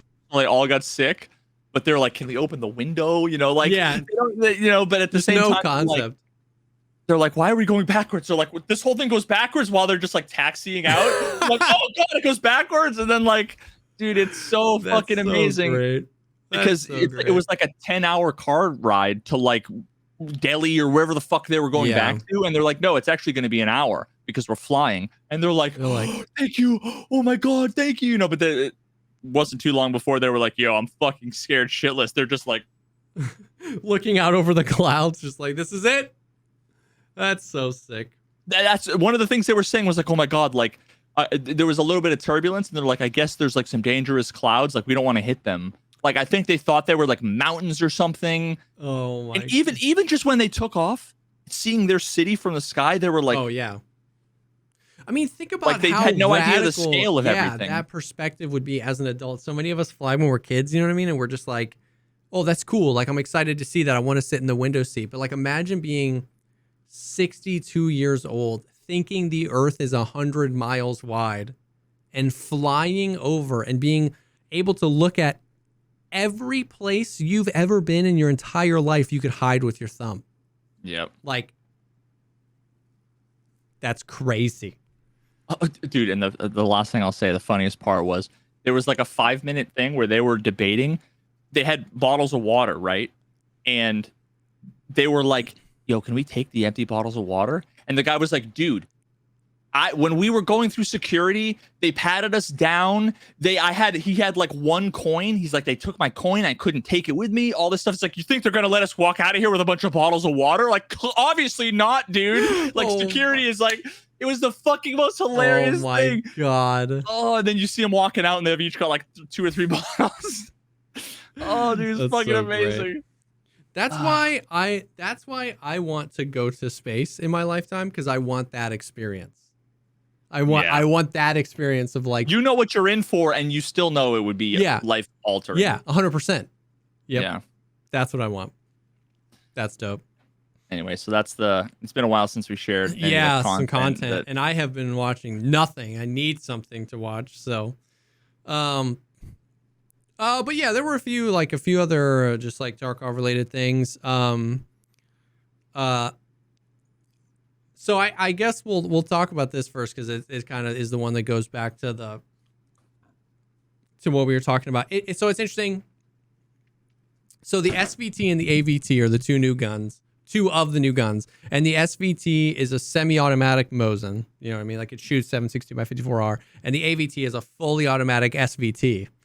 So it has to have like the most ridiculous recoil, right? So that's what's crazy. So I don't know how true this is, like with the actual numbers, but I can say that I feel this to be true, if that makes sense.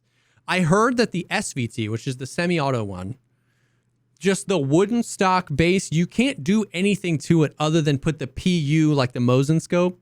You can put the PU scope on. That is it. I've heard that the stock SVT has better stats than like a 250,000 ruble modded SVD, which is the only other semi-automatic Mosin we have in the game. The SVD is like expensive, very expensive to mod, and has terrible ergo.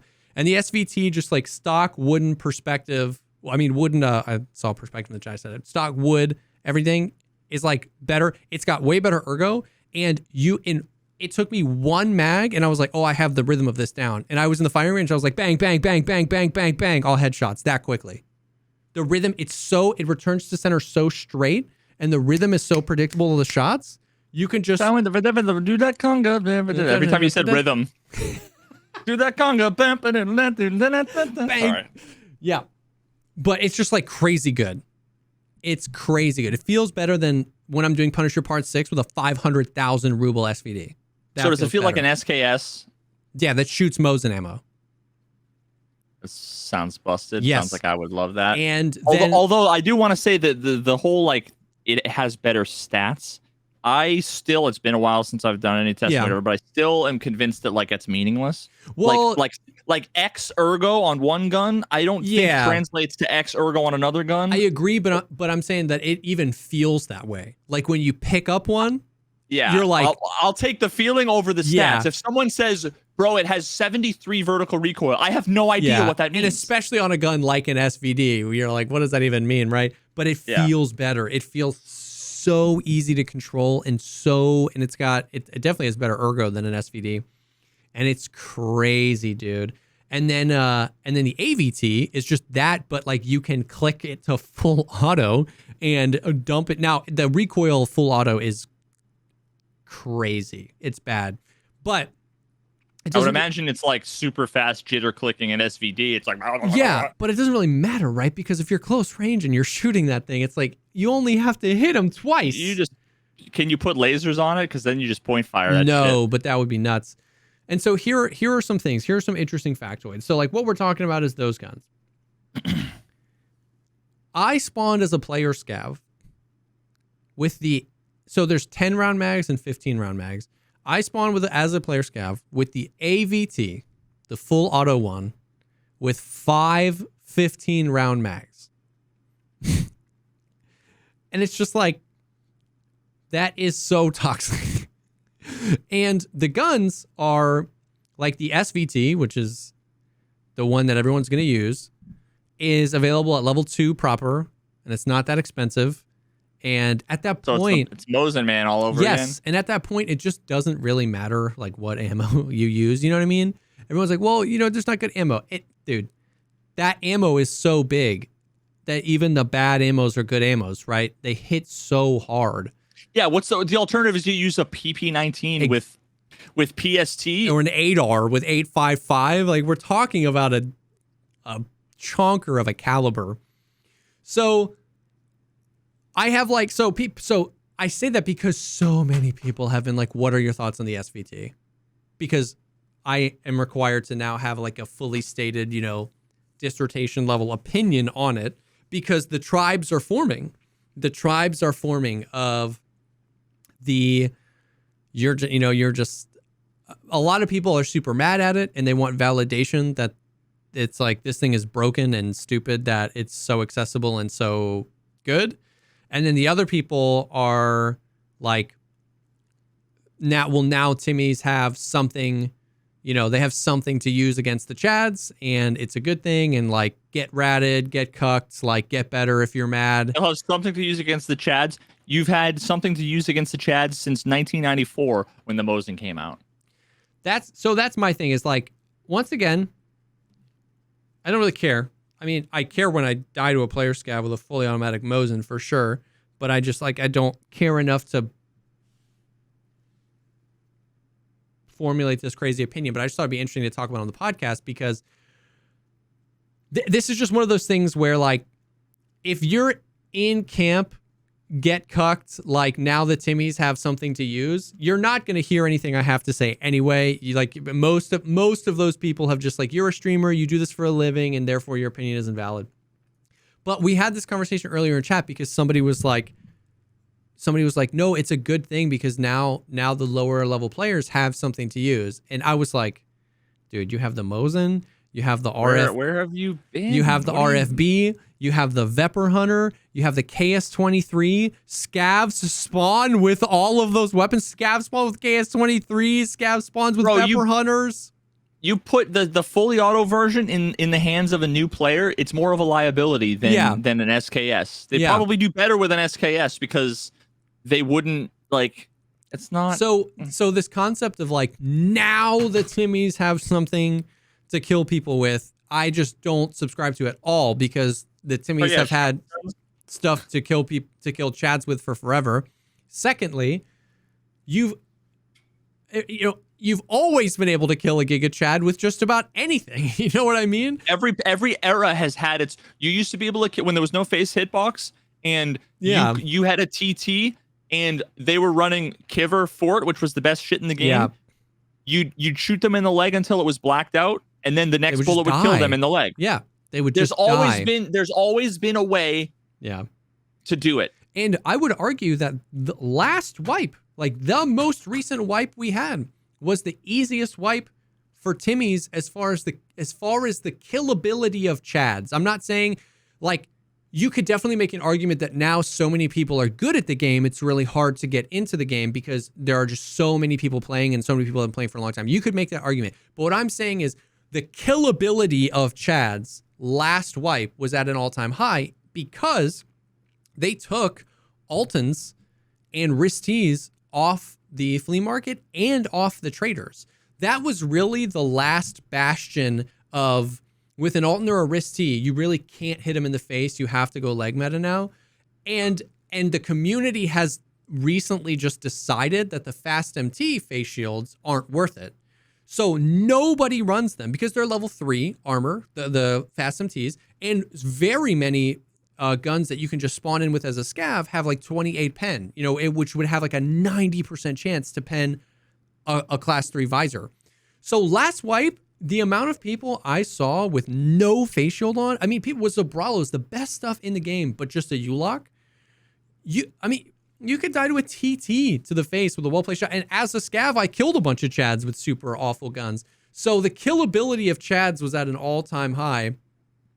And I'm not giga-molding about like the fact that it's in the game. I just think it always ends up in interesting conversations around things like, what is the point of gear progression if every time there's new gear to progress to, there's new gear that requires no progression that just ignores the gear that you progress towards? Like, I know that if you're a Timmy right now, you think that way, but when you get better at the game and have better stuff that you feel like you earned, and there's a new Timmy that just one-shots you and you feel like that gear you earned didn't do anything for you, and it kind of, you're gonna be mad. And it goes back to what the reason this made me think of it is it made me just think back to what you were talking about in the Diablo stuff, where you were saying, where people were like, the game is so grindy, and Diablo 2 was 50 times as grindy, and the grindiness was part of what made Diablo 2 Diablo 2. Like, it's not even just that it used to be a different way, it's that what it used to be was part of what created the fame. And I think Tarkov is going through a little bit of that. And once again, I can only talk about this on the podcast. I can't talk about this live because I know how this sounds. Oh, shut up, man. You're just a streamer. You play all day, you're good, and you want to stomp on new people. I know that's how it will be interpreted. There will be comments on this podcast saying that exact same thing. But it makes me wonder if Tarkov is going through a little bit of that identity crisis where what made Tarkov cool and what made Tarkov famous was just the insane, how hard it was to get into, how hard it was to do something. And now the expectation and the demand is, well, if I play 1.5 raids a week, I require a gun that can kill anyone in the game in one shot, because if I don't have that gun, it's not fair to me. Yep. And it goes back to the you walked into Pizza Hut and you were mad it's not Chinese food. I don't want to just curb stomp you all day as a Giga Chad. I would rather play with people who understand what the game is and want to play this game, whether they play an hour a week or 100 hours a week. And if you don't want this game, that's okay. And I know how that's going to come across, but that's what we had this conversation, the SVT. What are your thoughts? And it ends up devolving back into that, because it always goes back and forth. Oh, well, I think they're too cheap. I would be fine if the AVT was just like a random old, like, because it's an old gun, right? Like if you just found this random old gun in a weapon crate, but it's not. You can buy them really early and you can buy them pretty cheap. So it's like, well, then the Timmy should have this. Well, it's like, well, this or this. But what about gear progression with this? And the path always leads back to that, which is like, what is Tarkov, and are you playing the right game? You know what I mean? I don't know. Tarkov is basketball. But does that make sense? Like that, Yeah, that no, identity exactly. crisis of just, it feels in the same way that people criticize this Diablo, which is 10 times less grindy than Diablo 2 for being too grindy. I feel like we get that. I feel like the reason Tarkov blew up is because it was hard, because it was different, because it was visceral, and because it was extremely hard to push past the learning curve. And now it's easier than it's ever been and being criticized for being too hard. And that just makes me go crazy because you're technically not wrong if your opinion is like this game is too hard. If your opinion is I only play this game 2 hours a week, it's too hard, I can't progress, you're right. Yeah, period. The resolution you want is that the game to be changed. You're right in that. It is a hard game and you can't really progress with 2 hours a week. The problem is that you're not playing that they made. Just say what you're thinking. The problem is that you're not playing Hello Kitty Island Adventure 2 and you're playing Tarkov. And no, I'm half kidding. Yeah, I'm half kidding. But so I don't, and it's hard because I love that people are playing this game and I love that they're newer players and I'm okay with some of these guns. I love that at any point. As a Chad, what I don't want is the pendulum to go the other way where we get a really traditional route where if I'm level 60 and you're level 10, I am unkillable. I love and want to preserve that core tenet of Tarkov, which is that anyone can kill you at any time if you are careless enough or if they hit a good enough shot. I want to preserve that, but it just, sometimes we're not talking about preserving that thing that could happen. Sometimes we end up talking about like everyone should always be able to kill everyone else with one click. But then every time you die to one click, it's because there are cheaters or because there are Chads or because there are thermals or Mosins or it's like, there's always a reason, or Bush Wookiees now, you know what I mean? I just don't know how far the logical train has been taken by a lot of the people. You know what I mean? Yeah. Because what's gonna happen, and what I'm already seeing is clips of people just running TV rigs and SVTs on labs. Because if they're the Chads and they don't feel like the gear is worth grinding for, they're gonna start using the gear that is worth it, which is cheap and unbelievably effective. And then a few things are gonna happen. Most of the time, you're still gonna die because a guy with 10,000 hours is just gonna beat you. And when you kill that guy, he won't have anything good. He'll have the same kit you have. And it won't feel good to have killed him. And that's where it ends up. You know what I mean? I know, unless what feels good for them is they get to farm the LEDXs and the stims. And yeah, because there's enough shit. See, like back in the day, there wasn't enough shit on the maps that was valuable. Well, you didn't need money. Yes. Back in my day, you didn't need money, bro. Yeah. In one of the videos, I literally show you the richest motherfucker you've ever seen in Escape from Tarkov, and I had 138,000 rubles. Yeah. Because that's all I needed, because I had 57 fort armors. Literally, my entire stash down the middle was fast MTs with mandibles and quad nods. And then I had 2 money cases full of Bitcoin, and then just the normal item cases, because that's all there were. Yeah. 4x4 item cases from top to bottom, full of fort. Yeah. You know, 60 out of 80 fort, 80 out of 80 fort, 78 out of. And I'm telling you, if you hear that and you think that's poor, man, back then, literally, if you had 5 million rubles, you were like king of the world back then. I was king of the world, and I had 180 because there was nothing to buy. Yeah. Yeah.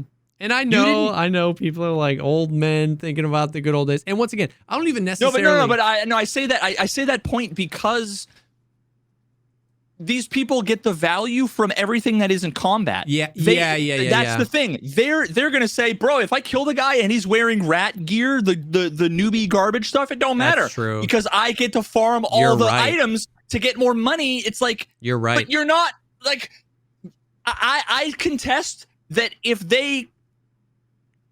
There's a real possibility that they would find more enjoyment in the game if they unlock all this cool stuff, got to do all this cool customization and mod their guns and think about the ammo and use armor. And if those things actually provided value to them, then the progression would be fun. But instead, it's how many rubles can I get? That is true. That's what the game has come to. That is true. I hadn't known. That's a good perspective. And the game. So my point was the game was better when, in and of itself, the gameplay was rewarding because you killed people, and when you killed people, they had shit that you would use. It wasn't about the sale value, which is why the people in Diablo are upset, because they're like, bro, the grind to 100 is the worst thing ever. They need to make it so much easier, while at the same time, the same people a week later are saying, bro, I got to 100, there's nothing to do. Yeah. So then why did you rush there? You should have fucking played to enjoy the process. But instead, it's they're playing to get more money. They're playing to get more money. They're playing to get more money. For what? Yeah. To buy the gear you're not going to use? Now, if that's what you enjoy about the game, fine. That's totally fine. Some people might like Diablo. For different reasons. But don't make the game about that for everybody. It's not about that for everybody. They didn't make it about that when they designed it. Yeah. I mean, no, you're right. You basically took the conversation I started it and threaded it back to a separate conversation I have all the time with myself and with my community, which is that, like I wish the things you found in Raid were of use and not of value. And that's why I loot the way I do. It's why I have my stash set up the way I have, and it always triggers a lot of people. And I was really hoping they were going to do another event. In previous wipes, they did a pre-wipe event where all the traders were locked off and nobody could use traders. And that gave people a small taste of it, where they're like, I don't have any freaking pistol grips. And they find a pistol grip in Raid, and they're like, sick, I have all these guns, but I sold all the pistol grips because I usually could just buy them. And now this thing that they found that's a worthless thing has so much value to them. And I always loved the thought of that, just the economy more being centered around use and not just the sale value on the flea. Interesting. And once again, it's just like, it's the reason I ultimately don't really care about the SVT and the AVT is because it's not now the only gun you can kill me with. It's because I've been dealing with KS-23s and Vepr Hunters and rip rounds out of a Vector and Mosins and SVDs and the reason why you punish all yourself, the other things you can one-tap me with. Like, the reason why you punish yourself through all of the AIDS quests and all the bullshit is because you get enjoyment out of unlocking stuff and being able to use the gear that becomes available to you as you progress. And that is no longer fun when the gear doesn't give you anything in return. Yeah. So interesting. Just interesting. Have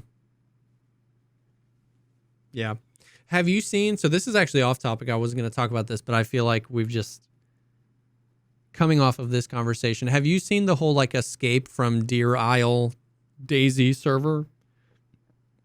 Nope.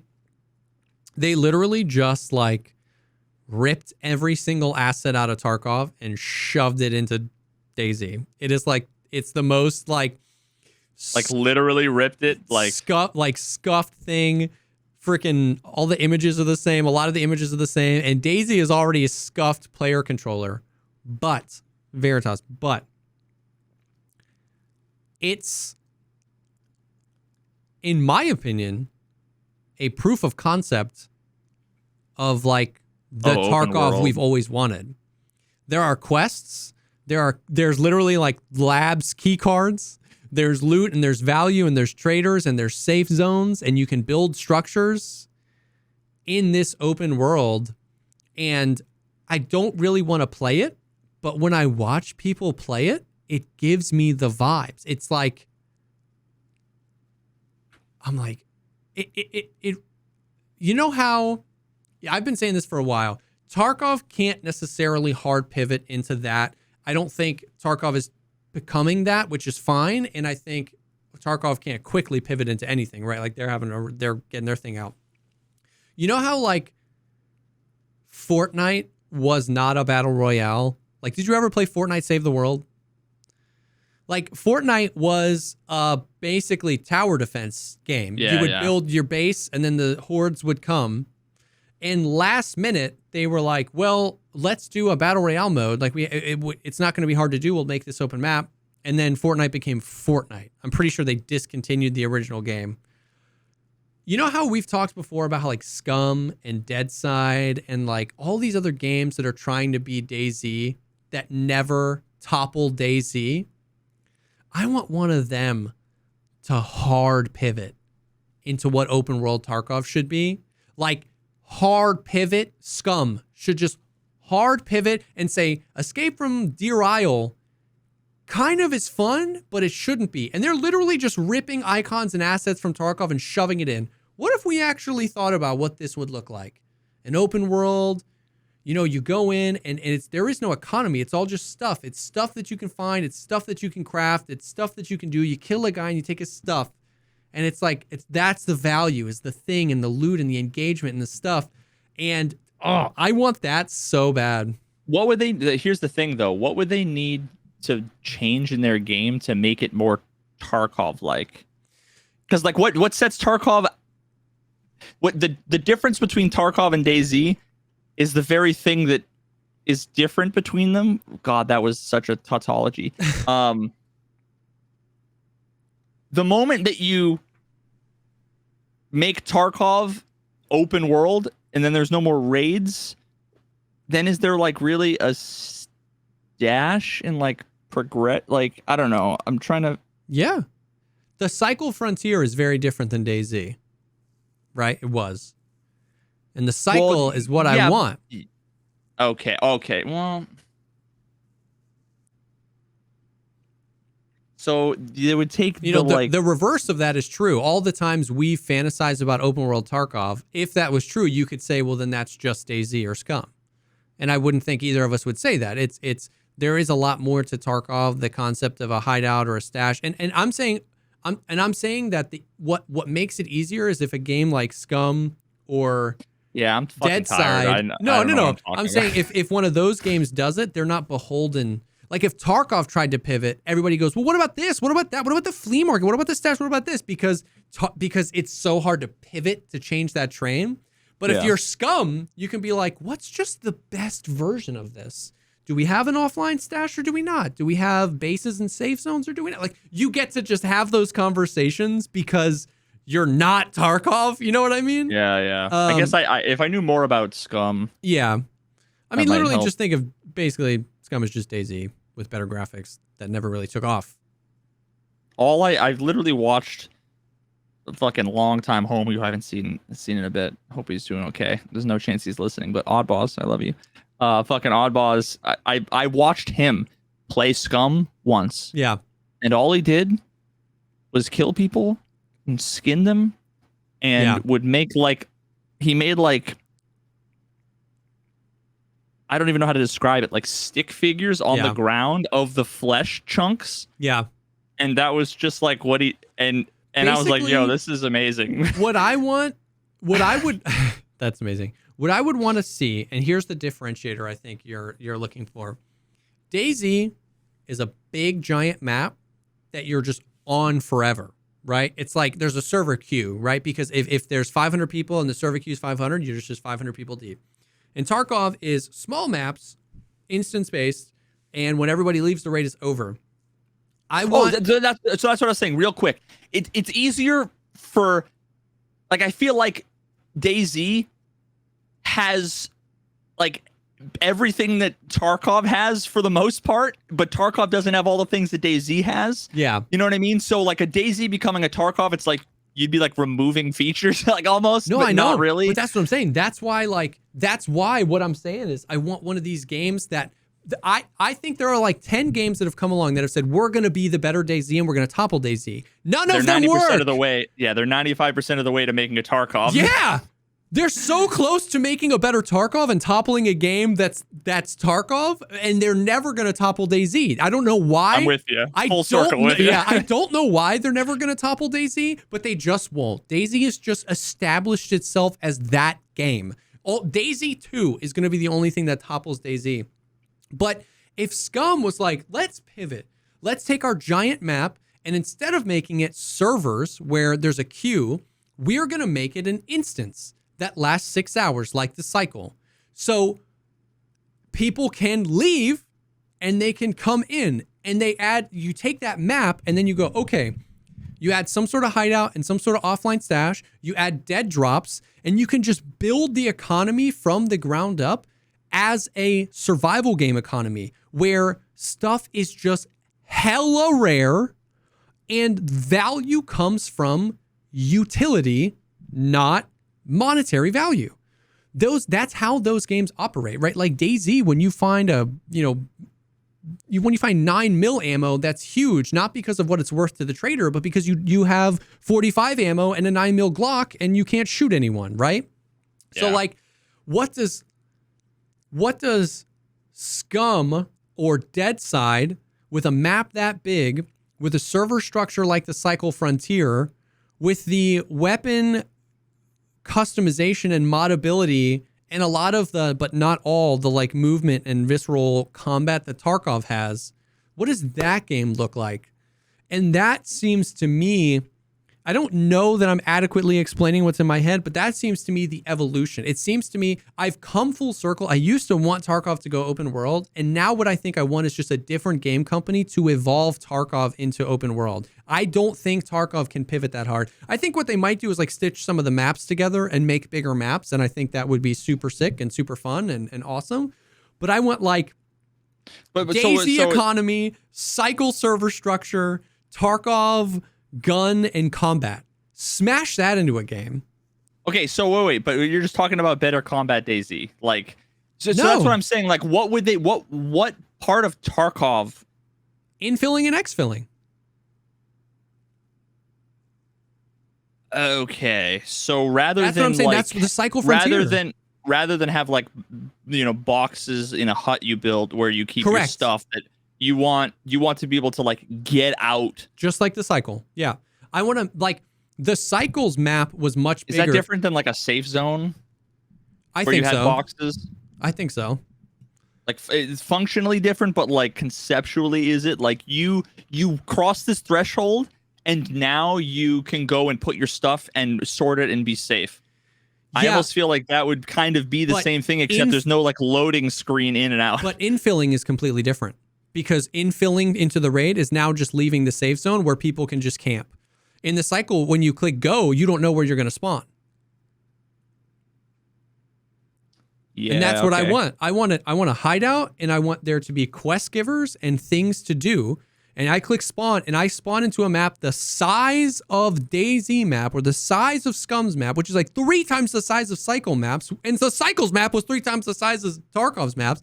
I want to infill into that just randomly and be like, I got to do this quest. And I have 6 hours to do whatever I want to do, right? Not 30 minutes. And if I go off on my own little RPG, like I was going to do this thing, but then I killed the AI and I saw a player and I killed that player had this juice M4. Now I'm going to divert my path over to a dead drop and I'm going to drop that M4 off there. Then I'm going to go back in and try to do my quest. I died. Oh no, I get back in. Oh, I spawn up here. I can make it to my body. I get back down to my body. I refight that guy. I win. I take my loot. I go accomplish my quest.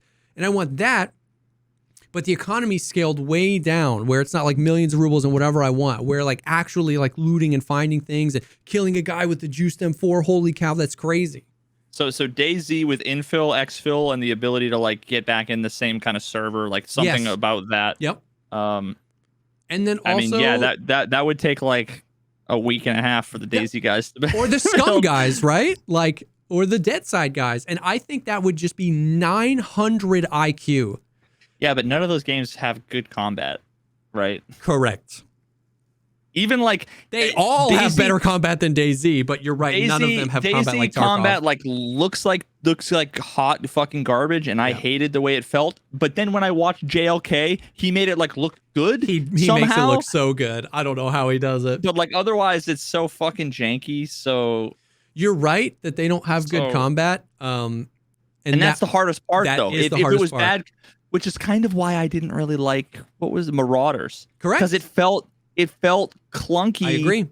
And the infill exfil process was convoluted. I just wanted to get into the building. Yeah. I didn't want to have to get shot down 17 The things. two things that Tarkov has that no other game has been able to come close to is one, combat, which is a funny thing to say because all the things like Tarkov just gets in its own way with combat, with how like the stamina system works and how the weight system works. Like Tarkov combat is the best and it could be better. They're so close to it being better.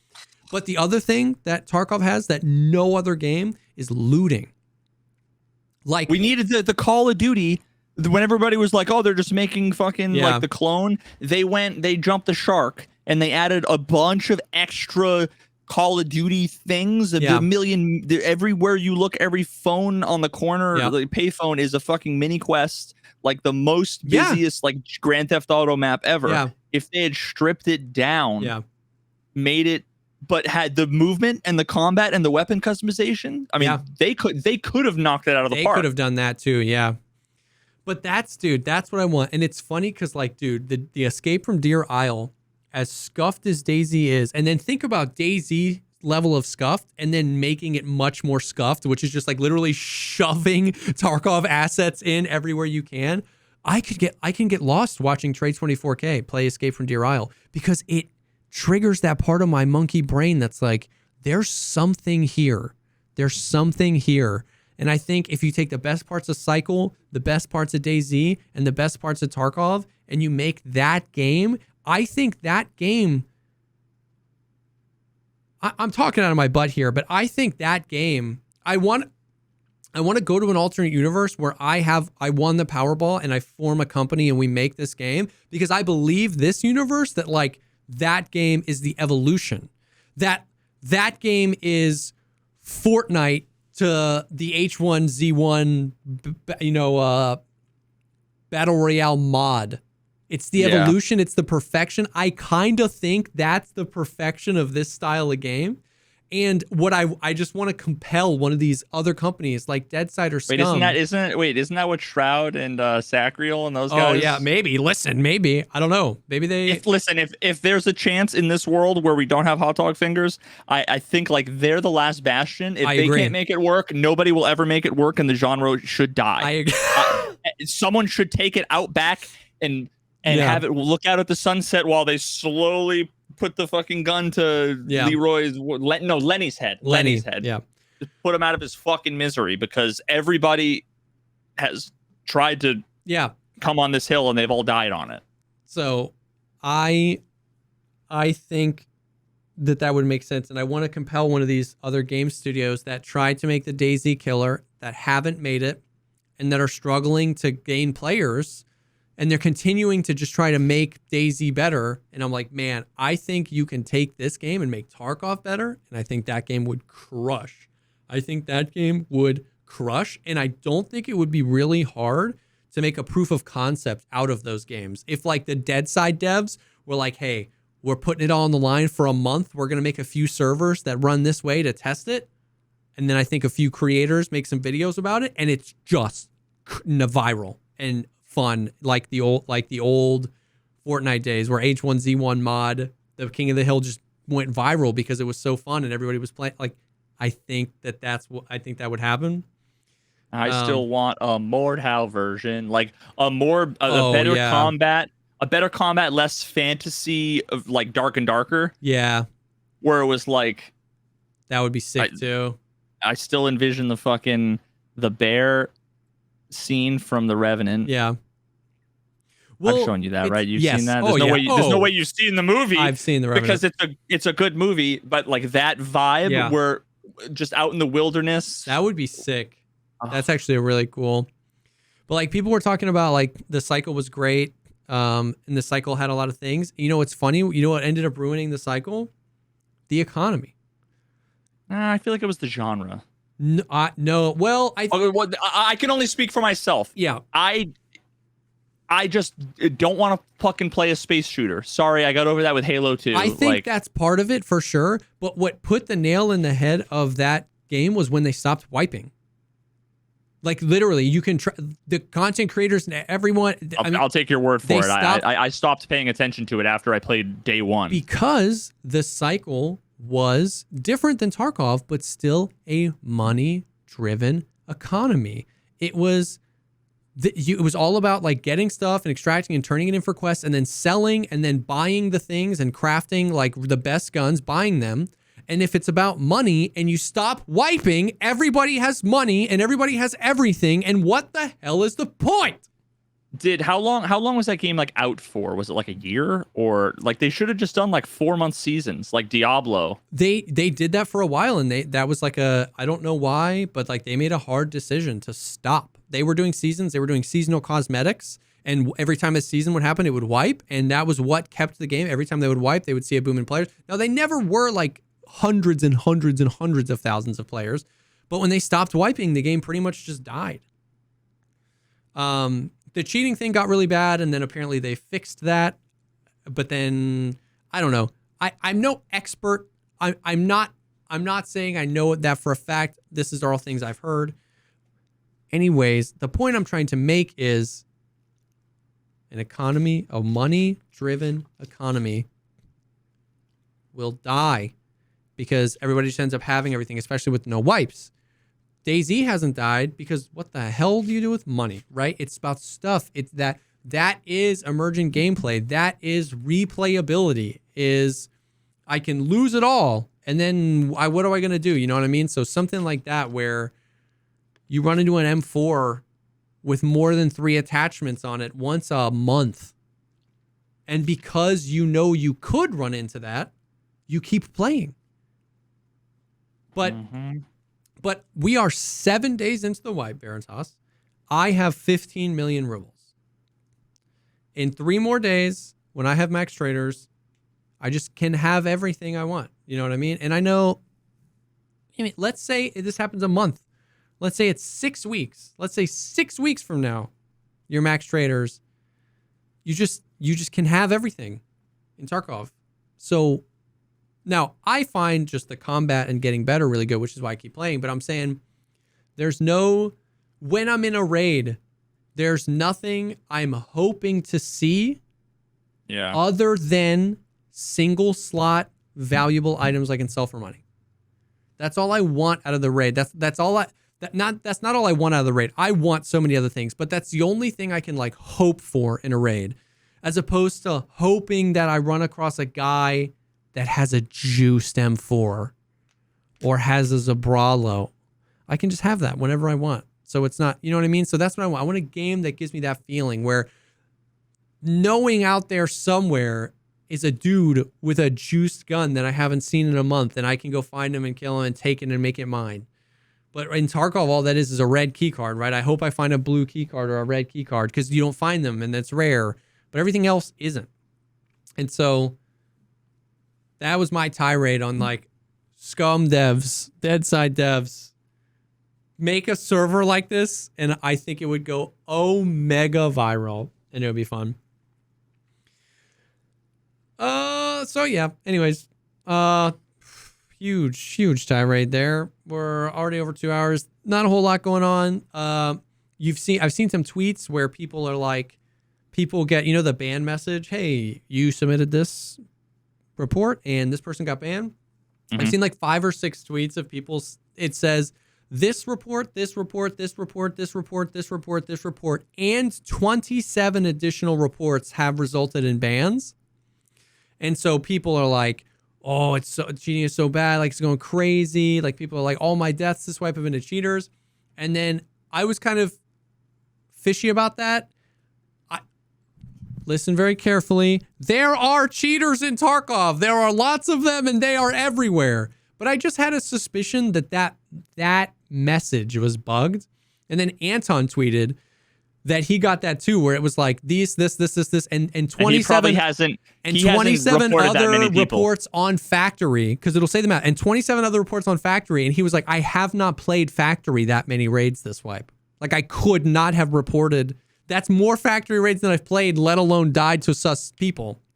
So, God, so you must have the people who are like, are they just fucking lying, or is it a bug? Yeah, exactly. So it's all over the place. I think that what might be happening is it might be showing like 27 people reported that guy, and that guy got banned, and for some reason it's sending like hey, all your reports on this guy or something like that. Does that make sense? Yeah.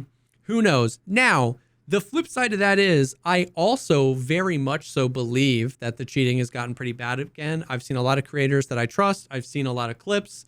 At this point, my opinion is really like, how bad is the cheating? It depends on where you live.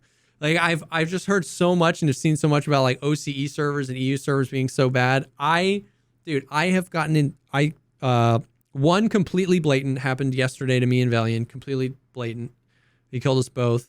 And like 2 suspicious encounters this wipe. I've played 75 hours this wipe.